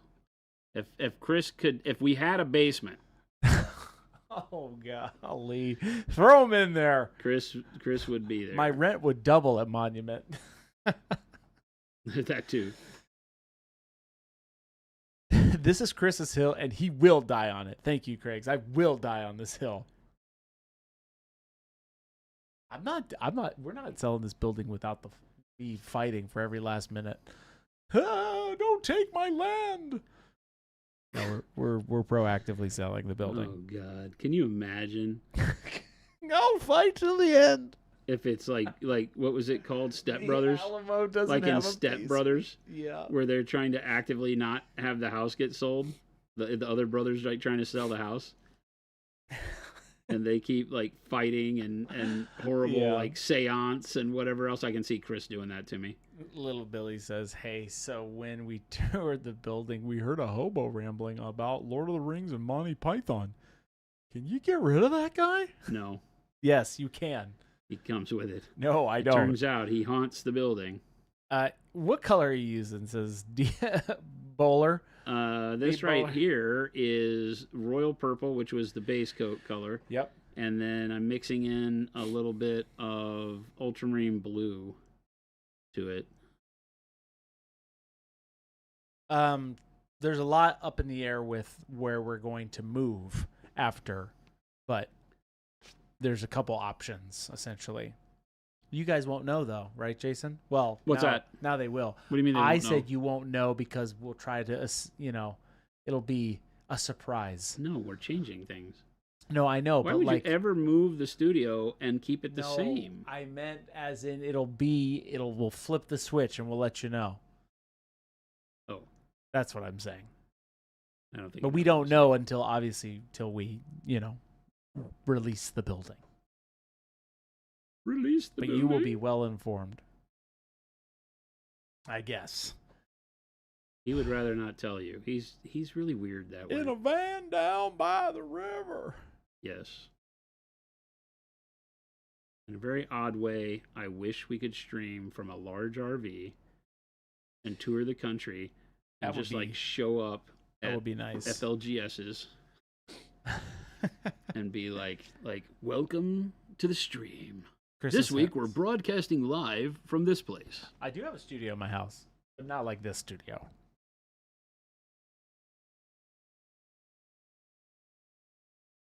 I'm basically just hitting the high points of the muscles and leaving the deeper recesses in just the royal purple. And that's why making this mix kind of a 50-50, if you want, between the ultramarine and the royal purple works so well, because then the shadows kind of blend easily because these colors are so close to each other in vibrancy that it's not going to make it super high contrast. Coxie's asking what pro acrylic color similar to GW's Thousand Suns blue. I sent it like dark turquoise or something. I forget. We've been asked, and I feel like it might have been dark turquoise. Again, unfortunately, we don't know. Chris brings it up every now and then to look at, but I don't think in terms of other paint companies' colors.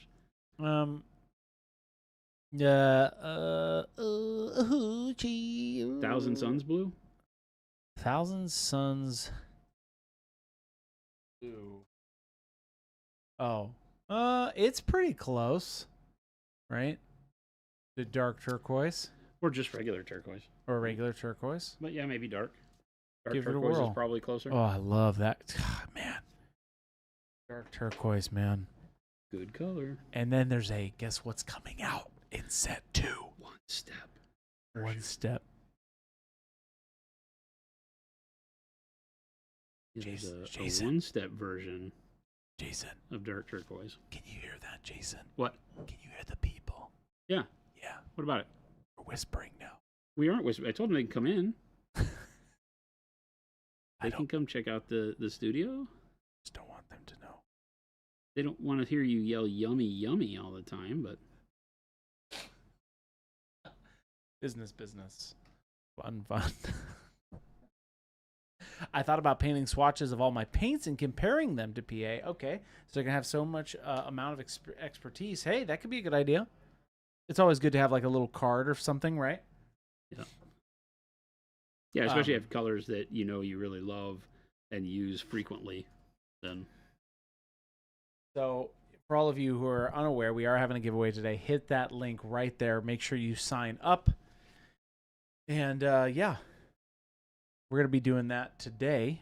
So make sure you're all signed up. Essentially what you do is you sign up once, and then we will pick a name essentially out of that massive pool of people. You have to be here and following when we do that. And I'll give you about a 5-minute warning before that happens. And Wait a then minute, typically... Chris, I thought at the latest leadership meeting we said that we were not doing any more giveaways. No.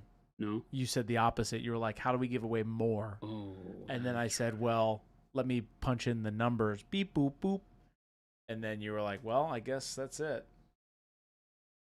We're not neglecting you tomorrow, Tribe the Demon. What are you talking about? I'll be here. Yeah, we're Jim will be here. stream Chris is the only one that Fridays. abandons us on Friday. That's right. I had legally abandoned you. So, there you go. Yeah.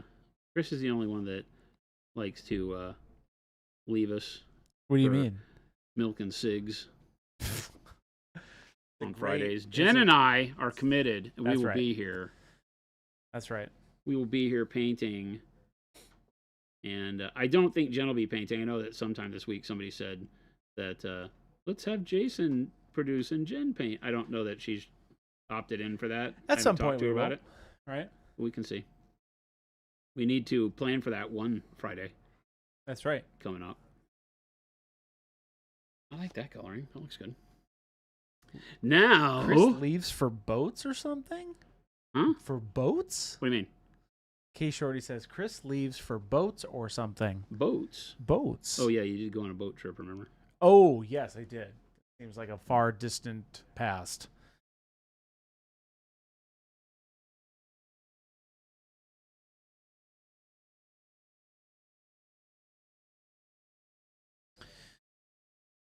Yes, K Shorties, that's correct. Yes. But yeah, we stream Monday through Friday still, so don't you be spreading that kind of information, Tribe, the demon. What kind of Mister. tribe? What, that we're not around? Yeah. We're always here. Yeah, take it easy with those words, Mr. Droth. I don't think Chris is even real. Now you're getting it. Now you have found me out. Beep boop. You know, I said the Yes. same thing yesterday. Jason Everybody laughed at me. invested in the most high-tech AI technology about 15 years back. And that produced me. What you see before you today. Beep boop. Worst mistake of my life. But an amazing investment, right, Jason? They said there were free hot dogs. He said that this AI would generate All you had free to hot do dogs. was come look at this condo. down in Mazatlan. Skills Beacon says, so you're 15 years old in AI years? No, I'm technically 190. All you had to do was come look at a condo. Everything was going to be easy. And this is what we're left with. I never even got the condo. D Bowler, no. We haven't tried swapping in AI for Chris because I could be that already. You could already be AI? Well, that was the whole thing. You invested in this high-tech technology, and that's what got me. Did you not hear anything I said? I thought I was getting a condo. I know, but then you realize you got the high-quality, fancy robot. Define high quality. I would say around a high C+. I didn't say it was a good condo complex. Philip says, I bet you could hire a cardboard cutout of Christopher and it would do just as good. You like that, Phil? You don't hang out with Phil on Saturday. You and like that was that, almost Phil? like him being here. Wow. Whoa. Take it easy, SpongeBob. This place is getting a little crazy. Low speed, high drag. Hey, we're gonna do a giveaway soon, but this isn't your 5-minute warning. This is your 10. This is your Chris, I'm gonna warn you. like 13-minute warning before your 5-minute warning. There you go. So an 18-minute warning? No, I like my math better. It really makes the people think, so that you just go to the bathroom whenever. Just go. Just go. He's doing it to you again this week, Chad. No, I'm not. Like Don't last wait week for when me. he said, here's your 5-minute warning, and then 30 minutes later. That was 3 weeks ago. Oh, my God. I run a tight ship. Now that Philip's no longer with us, this is the ghost of Philip in chat, by the way. Like, wait a minute. Philip. Philip's still alive and well. He came and hobbied. Philip, you want a hobby again? Hey, Philip, we're going to play. We're going to go learn War Machine tomorrow. Philip says, I guess I died. We're going to go learn War Machine tomorrow. You can't control my bathroom habits, Chris. I'm not trying to. I just say you can use your restroom at free will. Philip says, tomorrow where? GG North. GG North. Yo, TG. There you go.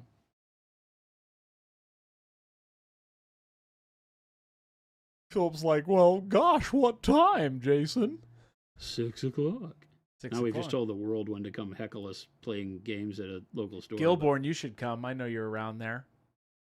Hey, everybody, meet us up at Gamers Guild tomorrow at 6 p.m. where you can see Jason live in the flesh. I don't know if anybody will come, but there you go. You like that, Jason? Great. Play War Machine. You also just said it to the world, too. Can't go back. That's forever. That's forever. It's on the internet. Who's your favorite former Monument employee, and why is it Philip, says Panic Bomb? Phoenix says, right. Guaranteed flesh.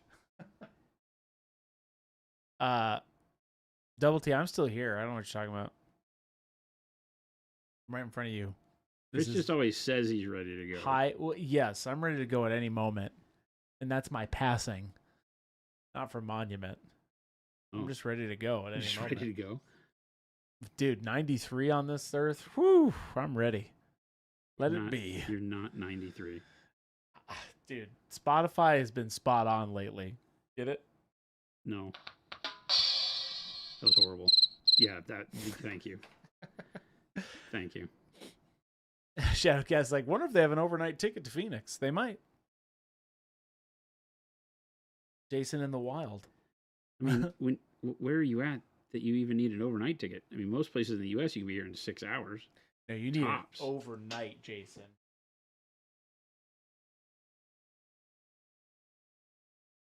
Sandwich Bro says, great question, by the way. This is a good one. When is Monument selling inflatable pants? When you send us a check for $1.2 million. Inflatable pants? I like that. That's pretty cool. Super Duper John says, you guys always having hobby and hangs makes me want to spend $20 a month for a store with all of that. Riverside is very dry in the gaming store department. Oh, really? We have a... Riverside, yeah, okay. Yeah. We have, per capita, I think, probably some of the most gaming stores for a city of our size. We do, actually. It's really, really good. Like, anywhere you are in the valley, there's a chance that you've got a really good gaming store to go hang out at.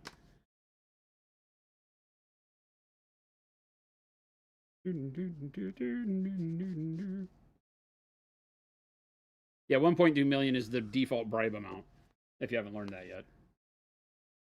We went down from the billions. Why did we do that? Because we never got them, and it's been a lot of years. So when are we going down to like $1.20? I think 1.2 million is attainable. Somebody will hit the lotto, and they'll be like, you know what? Yeah. Well, that list of... Okay, here's the problem. We've said we'll do a lot of things for $1.2 million. So that list is getting longer. We just put inflatable pants on there. Okay, we didn't say that we'll do all these things for $1.2 million. It's any one of those things. Okay. So we could potentially get many 1.2. We haven't been adding to the pile. I have. Well, no. Well, we got to sweeten the deal. Our Kickstarter's going to look so odd. Hey, by the way... Here's a 76 Chevette. Alongside Slick Willie's Feta Chili and inflatable pants. These are not things that happen together. That's a lot of 1.2 millions that have to happen. You're technically correct. It's the best kind of correct. What the hell are you talking about? Well, it is true. You're technically correct. What are you... I have to leave and come back, says Jeff. What's the workup on this? Alien skin looks very cool. It's just royal purple and ultramarine blue. If you remember, I used royal purple and faded ultramarine to do the sword on this guy, and I like the royal purple into that ultramarine blue feel. So we're doing that, and then I might use a little bit of faded ultramarine as a highlight. I don't necessarily want him to look like the sword, but what I had done on the one lone guy that we'd painted so far is I just did ultramarine blue and then a wash of magenta. And so the magenta wash over the ultramarine blue gave us kind of the royal purple. So I figured rather than doing the wash, I would just do the royal purple as a base and then just blend it up real quick.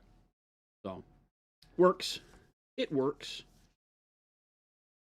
And it stands out against the faded green, desaturated armor that we have on all these models. So, pretty nice. That's a big sigh, Chris. Sometimes I just want to paint, Jason. And you've been given the opportunity to come over here and paint many times, and you always say, "Oh, I don't know. That's probably not the right thing to do." It's probably not. It's actually, numbers-wise, it's actually not. See? If you want to bring the emotion out of it and you bring all the business into it, see? Technically, it's not a good idea. See? Unless you're teaching me something. See? Which we got to figure that out, too. See?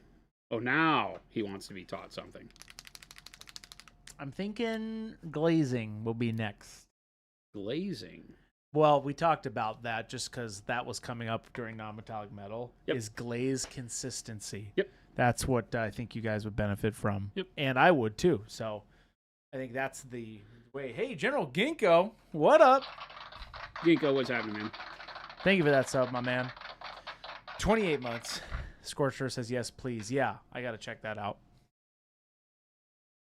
We'll figure out a time. Which means it won't happen. Are we supposed to thin it in any way? Or, you're talking about noosh, I think. Yeah, right. Are we supposed to thin it in any way or just use it straight out of the bottle? I don't thin noosh at all. No, that's not kind of what it's intended for, right? You can thin it. By thinning it, you will quicken the dry time, right? So the more you dilute it, the faster it will dry. You get somewhere in the neighborhood of like 10 to 15 minutes of open time with it straight out of the bottle when you just mix it undiluted with your paint. And that's its intended usage, to give you the ability to do all of the subtractive mixing that we talk about. and weathering. But you can dilute it if you want it to flow better, if you want it to go into recesses. Like some people have had good results pin washing with it. I don't feel like that's the right product to use, but if you have the luck with it, great, go for it. So diluting it'll make it flow, more like that. But you've got glaze and wash medium if you're looking for something that flows a lot more, like a wash. So I typically think that that's where you go rather than noosh. Matthew says, I've never actually used my noosh or glaze and wash before. Noosh, I'm not sure where to use it over oils. Any suggestions? Great question. Where to use it, when you say over, you mean instead of? Yeah, I think that's what you're talking about here, Matthew. For any kind of full surface filter, noosh works great, right? And if you're wanting to get like a recess filter to do weathering, noosh is fantastic. So for those all over filters that you're doing, it's the way to go. If you're used to using like dot filtering with oils, you can pull off a lot of that with noosh as well. So if you watch the video that we did, I talk a lot about that with regards to how I'm doing the dreadnought. I did a Contemptor dread in that video. I'm going to post it right now. And I talk a lot about the tricks and use cases for it. But it does so much that we can only really scratch the surface, so to speak. It's an awesome everything product. You can come up with. We're constantly, even now after it's been out for years, where people are coming back and saying, I'm still finding stuff that I can do that blows my mind with it. Wet blending. Kenny uses it for wet blending. Lots of people have found that extra open time gives them freedom on a model that they didn't have for making their blends better. Even if you're just like, dipping the tip of your brush in some noosh and then go getting paint and then painting the surface that you were focused on, it can do wonders for extending the workability of the paint that you're applying. And then, of course, if you're mixing colors into it and using it as intended, then the filtering can go from detail filtering to full surface filtering for tanks and you name it.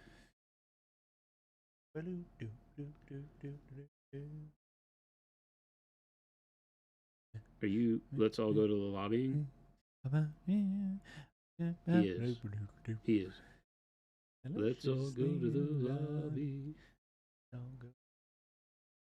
Let's all go. Lobby. Ah, there's a back.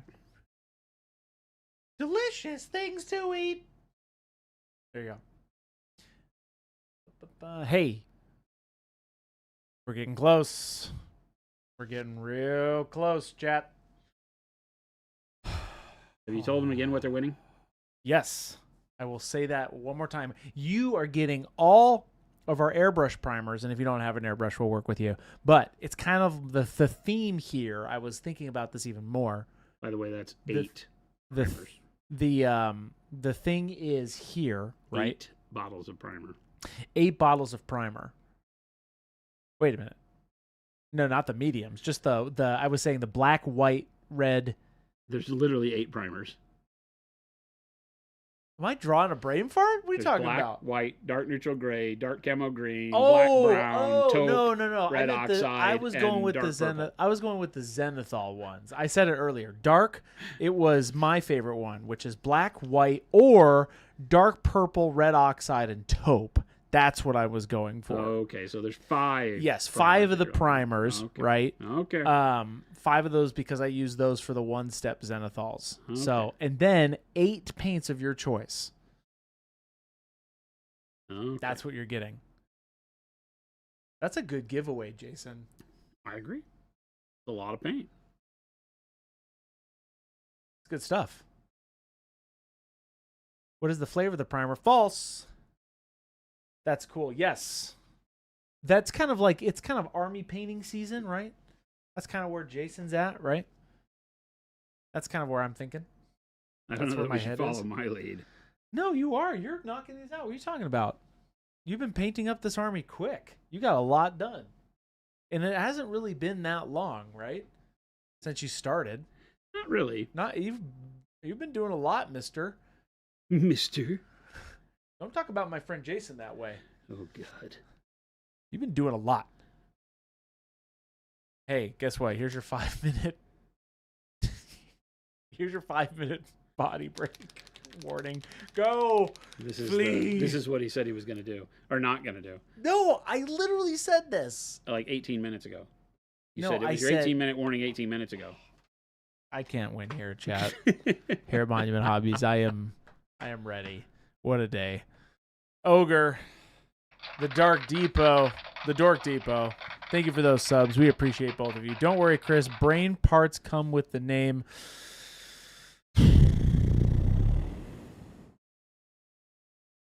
That's pretty real, man. Brain farts come with the name? Dork Depot says brain parts come with the name. Oh. And I don't. Maybe it's brain farts. Maybe you're trying to get me. I don't know, man. I'm here for you people. I'll give you the warning. Chris needs... No, here's what... You know what I need is a lobotomy. And a clock, says Black Wolf. It needs a clock. I do have a clock. It's right here. Oh. Speaking of farts, here comes little Billy. Welcome in, Chris. From Shakespeare himself. It's almost like it writes itself, this comedy. What'd you say? I said it's almost like it writes itself, this comedy. I guess so.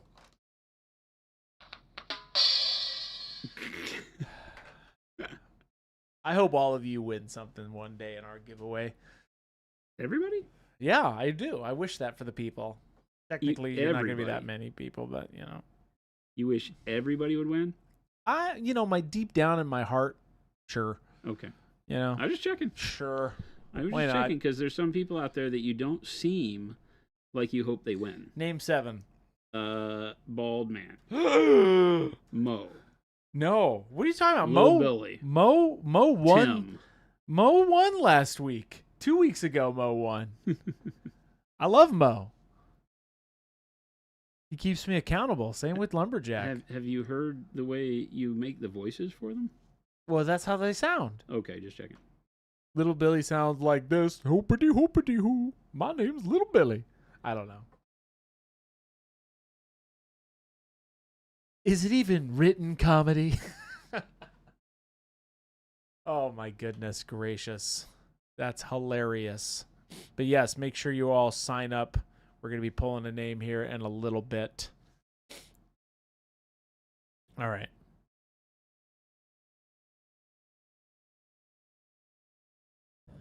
Brandon Smith, you have a question. Where are you? Where are you?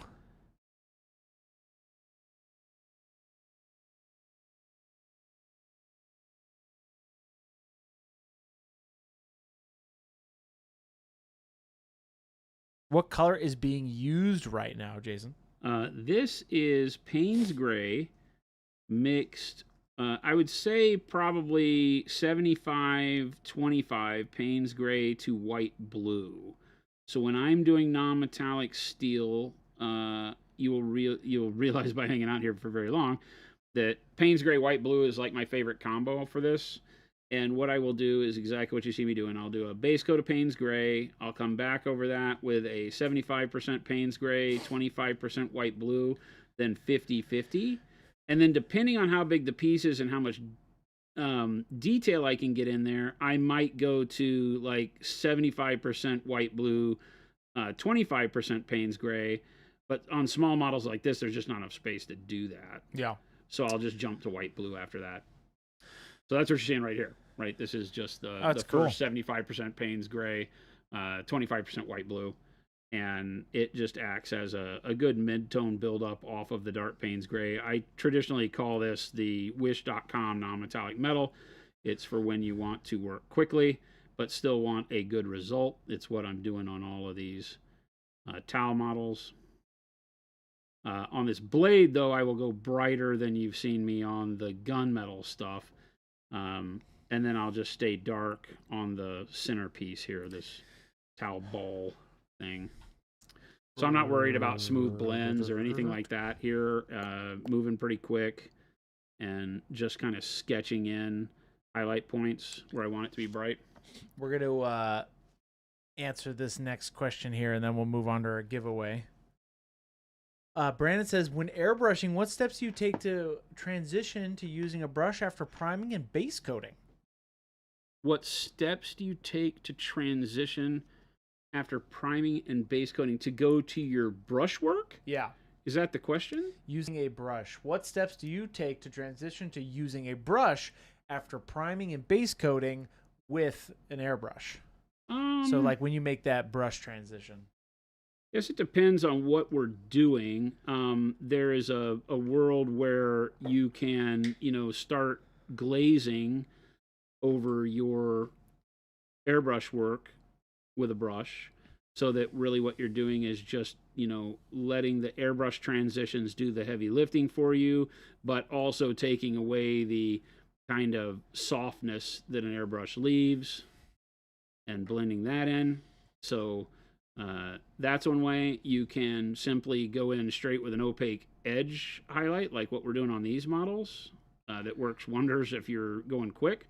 So you can do most of the airbrush work. That does the bulk of the paint job, and then come back after the fact. And, we're just literally, this whole army is just airbrush work, and then edge highlighting is all we're doing, right? And so that's true for the, the dark gunmetal and pretty much everything. A little bit more, quick blending on the sword and such here. But the armor itself, you can tell on the shield where I haven't finished the shield that it's just the soft airbrushing with some quick edge highlighting. But for the parts of the model where I'm doing it, for the finish line already, then you can see it works really well, pulls it all together. And so this is a great way to work fast and let the airbrush do its work. But if you're just using it to put down base coats and then going and doing more complicated work after, even this is a good example, right? Sometimes you can put a wash over the top. So this was all just fast airbrush work. Oh yeah, that was great. On his non-metallic gold armor, and then going back over the top of that with the brush to define the highlights sharper, and then doing a wash, and then going back and redoing the highlights. So that works really well to, again, get rid of a lot of the feel of airbrush on a model, because typically what you're trying to do is make it not feel like you just airbrush the whole thing. Right. You're trying to, so you don't want to go put brush strokes over it, because then why'd you airbrush it in the first place? But being able to make the airbrush look less airbrushy is typically done with filters and glazes, and then just edge highlighting to block it all back in. All right, Jason. Is it that We're time? ready. Everybody, buckle up. I want you to hold your congratulations until we find a winner. Going to take a little bit of a process, and we move quick. Reminder, you got to be here, and you got to say something in all the chats or whatever chat you're in. You just got to say something. But hold your congrats. Jason, are you ready? With thousands of entrants, we have to move quick. Hope for the best and move quick. That's right. And hey, you know what? We get there. We land that plane. Here we go. Are you ready? The winner is Epic Beard. Epic Beard. Are you here, Epic Beard? I've seen that name. Epic Beard. Epic Beard! Oh my goodness! We got it in one. What? Yes! Impossible. Epic Beard! Heck yeah, brother!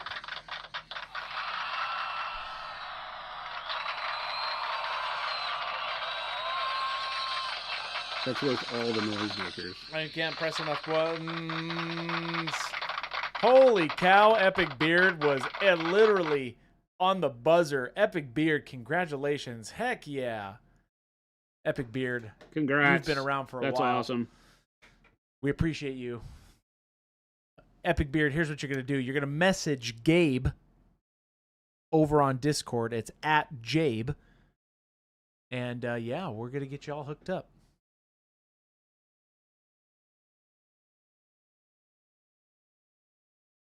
Man, that was quick, Jason. Well, that's right. We're only doing one, and so it's just done. That's it. I feel like congratulations. I feel robbed.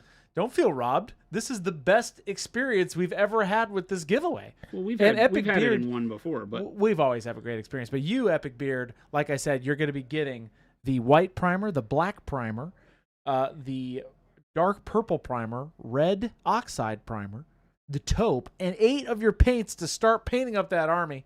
That's kind of like you just got your intro set. If you don't have any Procro, we just got you off and running. Yep. That's awesome. That's kind of the idea.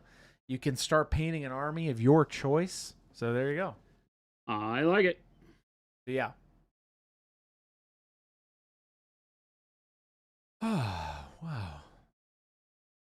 Well, yeah, because that usually, takes longer. Typically so takes now like what? us 20 to 30 minutes. So, Epic Beard, thanks again. Here's this 1 second. Make it. Hit up Jabe. Note here. That and I'll be.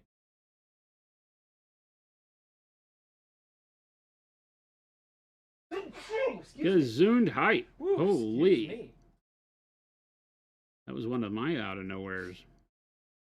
Right.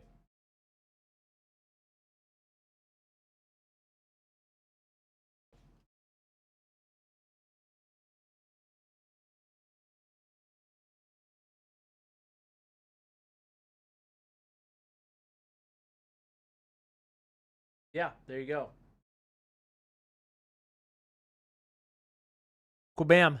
There you go. There you have it. Oh, wow. Chris, that feels like the way you're going. It feels like that took a lot out of you, man.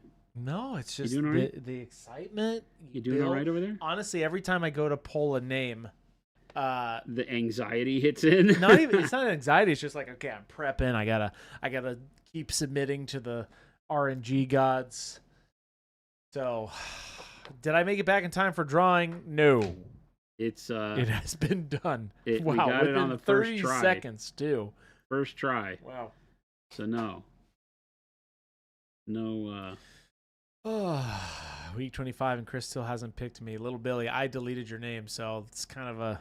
Told you there were people he didn't want to win. I mean, sorry, Little Billy's name. Whoop. I told you there were people he didn't want to win. Excuse me. Throw that in the garbage. He's like, oh, nobody could possibly be called Little Billy. Oh, wait, what's his name? Little Billy and in the garbage. Delete. So, what is it like? Okay, Papa Chicken's got a great question. What is it like knowing? Okay, what is it like being known as the world's most okayest producer at Monument Hobbies? I can live with that because I do my job. And I do it well, Papa Chicken, and I'm just okay. Is that what you wanted? Is that what you wanted from me? Chris is a fantastic producer. He underrates himself. I have to. Why? Jason, I'm a hard critic of good talent, and I know that these people need the truth. You know? They need the truth? You can't handle the truth. Well, no, I mean, everybody needs the truth. Hey, I'm all right. No free pub. I know how to do this. No free pub. Keep me accountable. He's a lumberjack and he's okay, says Somewhat Civil. He's a lumberjack and he's okay. He works all night and he sleeps all day. Scorched Earth. Take it easy. Commando Ken's like, well, what do you mean these people? Non-metallic meatballs. We need a stream where we all build a graveyard and add the names of the people that weren't present for the giveaway to the tombstones. That's a freaking awesome idea. Just that 113 day. We're going to see their names on a post like, why is my name on a gravestone? That's a hilarious idea, by the way. You missed. I can't believe we got that in one, man. But hey, guess what? Technically not next week. The following week, I believe, right? Let me see. What day is it? I'm losing my brain. It's not next week. Yeah, it's the following week we're going to be having also. Next week, we're obviously going to have a giveaway. But the week after that, we're going to have a... what are we going to have? on Brown Brain Fart. Our big celebration, our 10 years. He got there. He landed the plane. That's Chad. right. We landed that plane. Jason, we're going to have our big 10 years, so we'll let you know. A lot going on this next couple 10 weeks. Flipping years. Oh, wow. What Oh, was that ho, ho, Schnelly. That's a lot of time, Jason. But I'm not even that old. I can't possibly have been doing this for 10 years. Did it feel that long, Jason? Has it felt like 10 years? You know, Truly. it flew by until the last year and a half for some reason. I wonder why that could be. I have no idea. The last year and a half has been a little rougher, but before that, it really did fly by. Yeah, why this last year and a half, Jason? I don't know. You don't understand. I don't understand either. It's kind of a huge coincidence. Quinky dink. That I started doing this for the producing about a year and a half ago. That's just me. I don't know if the math works on that. Oh, I had never really thought of it like that. You may be onto something. No. You know, it's funny to think about that here this year is 10 years of stream. Yeah. Is insanity to me. Yeah.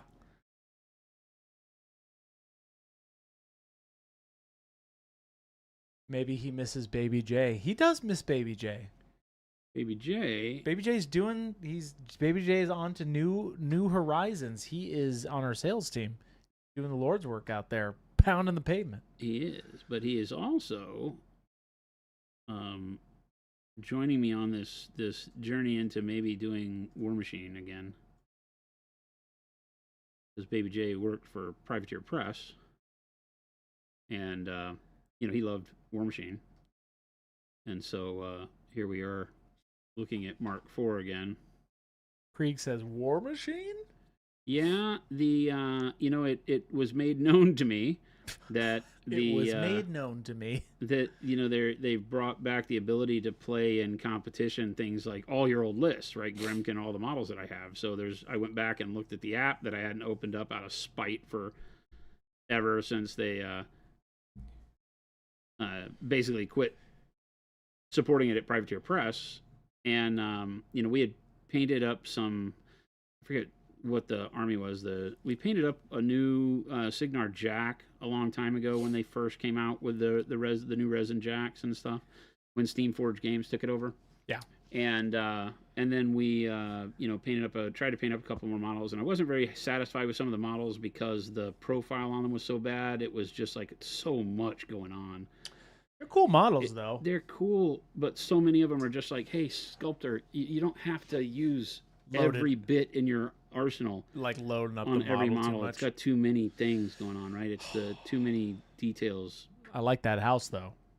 What's that faction called again? Gremkin. Gremkin, not the other one. I like the house. You won't leave me alone about the damn house. No, they're all cool. All the Gremkins are pretty fun looking. They got a tree, they got a house, kind of right up my alley. One of my favorite factions. I played them, or at the end when I was really not, or when I was, getting disinterested, it was between Circle and Protectorate were the two that I was playing the most. Okay.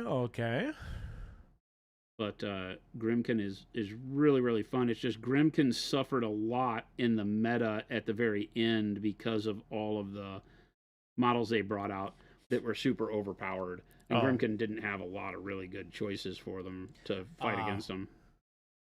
So I got bummed out. I was like, yeah, that doesn't make me feel very good.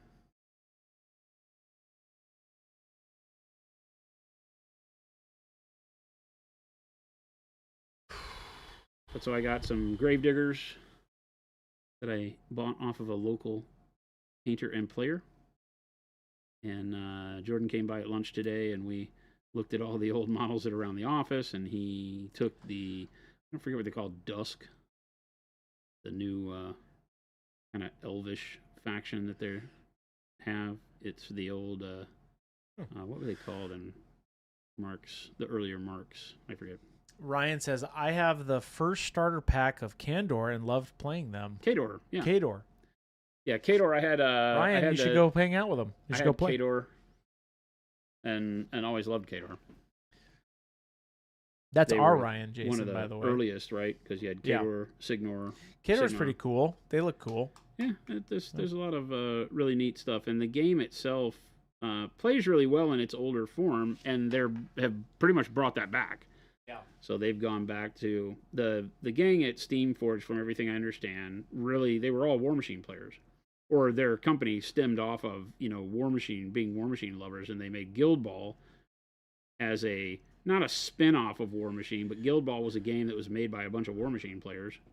Is that kind of their Blood Bowl?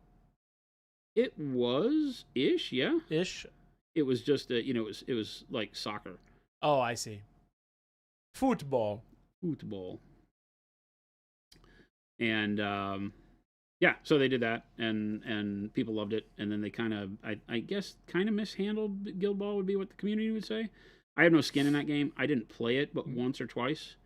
You said mishandled it? Just like didn't give it I think they just got tired of making it, and the community kind of disappeared around it, and then it became a battle of, well, you stopped buying the game, so we can't support the game, and then people got mad because they weren't supporting the game. That kind of stuff. The way games die, right? So.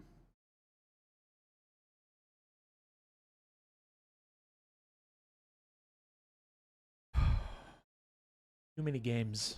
There are a lot of games, Chris. There are a lot. That is the way that works. I kind of want to play all of them. That's the problem, right? Is that especially ones that have really cool models. I'm like, yes, sign me up. I would like to paint an army for this. Yeah. But War Machine was the game that I played the most competitive games in. It is a game that I absolutely loved going to competitions. Yeah.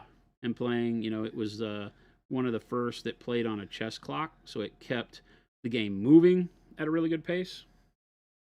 You can see our very fast non-metallic starting to shape that's up. pretty dang quick though. But it looks pretty. That's always such a good way to show you non-metallic metal really quick. Yeah, and we still have to put the shine on the face of these panels, but the edging helps to start dial it in. Draw said I would like to play StarCraft if Archon would ship my pre-order. Didn't they already ship those? Yeah, I've seen people now messing with them, so I'm assuming that they are starting to get those out. Starting to get all that out. I don't know if they're doing the certain parts of the world first kind of thing. I don't know. I'm talking to them tomorrow, so maybe I can ask. Hey, where's your stuff? Hey, so our chat wants to know where the hell their order is. The community at large would like to know. Yeah, we've got a good pulse here. What is the one-step non-metallic workup here? This is Payne's Gray and White Blue, right? Yeah. So it's not one step. Yeah.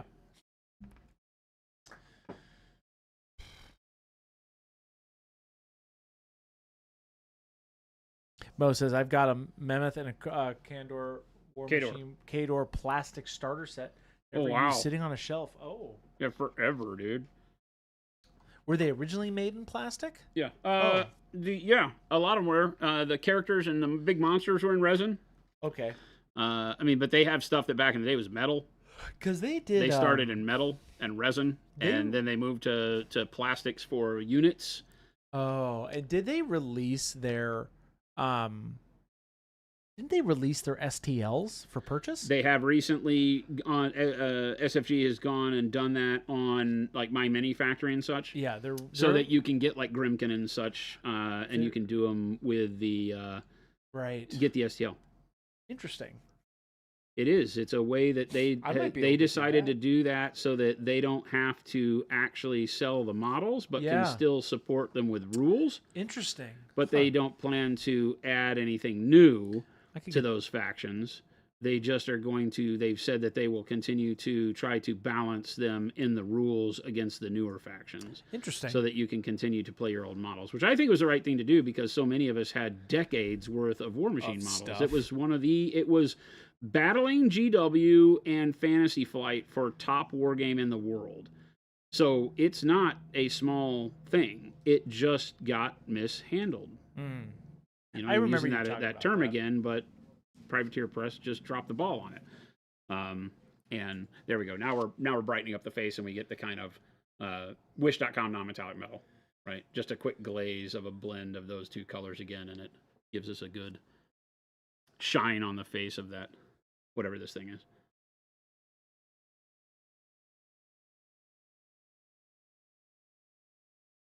Double T, speaking of, would there be a possibility of a paint along for one of the free bus STLs or MFF? I don't know what you're talking about, Double T. What are you talking about? A paint along on stream of one of what? Yeah, my mini factory. Yeah, MMF is my mini factory. But what are you asking? What model? Oh, you're talking about like getting probably not. I would imagine like getting a free STL off of my mini factory and then painting it on stream with you. Oh, that's a good idea, actually, right? Yeah, it's not a bad idea. We'd have to figure out the model and like how we'd want to do that, but also not. I would say a majority of people don't really have. I could be wrong on that. 3D printer. I'm like, I mean, if you got a 3D printer, you're kind of like in the next stage of hobbying. I feel like, right? 3D printers are dope. Don't get me wrong, but it is true. Not everybody's got one. So, almost, or access to one. Instead so of even having the model on my mini factory be free doesn't mean that everybody has access to it. So I see what you're saying. It's probably a lot easier for us to, obviously, if people had texture trainers or wanted to do that instead. That's something a little bit more accessible for us, a more budget-friendly model rather than having to figure out how to get a print going. I don't know. That's just me. Maybe.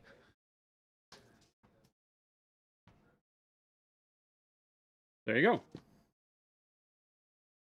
Cool. Just a quick non-metallic steel blade. I don't know if that's a weapon or not. It might be a antenna. I don't know what it is. Oh, that's a good point. It's not like a halberd. It's just kind of it's very weird. Like if you're going to hit it, it has blades on it. I still need to finish the backside of it. He could be an audio engineer. It could be. Out in the field. It could be. So, but everybody, it is time for us to go. Thank you. It's a fidget. It could be a fidget spinner. I like that idea. Warhammer model of the month. Oh, the free one that you go get? Well, that could be a thing if everybody could get it. Yeah. Again, it's kind of like paint-alongs are fun.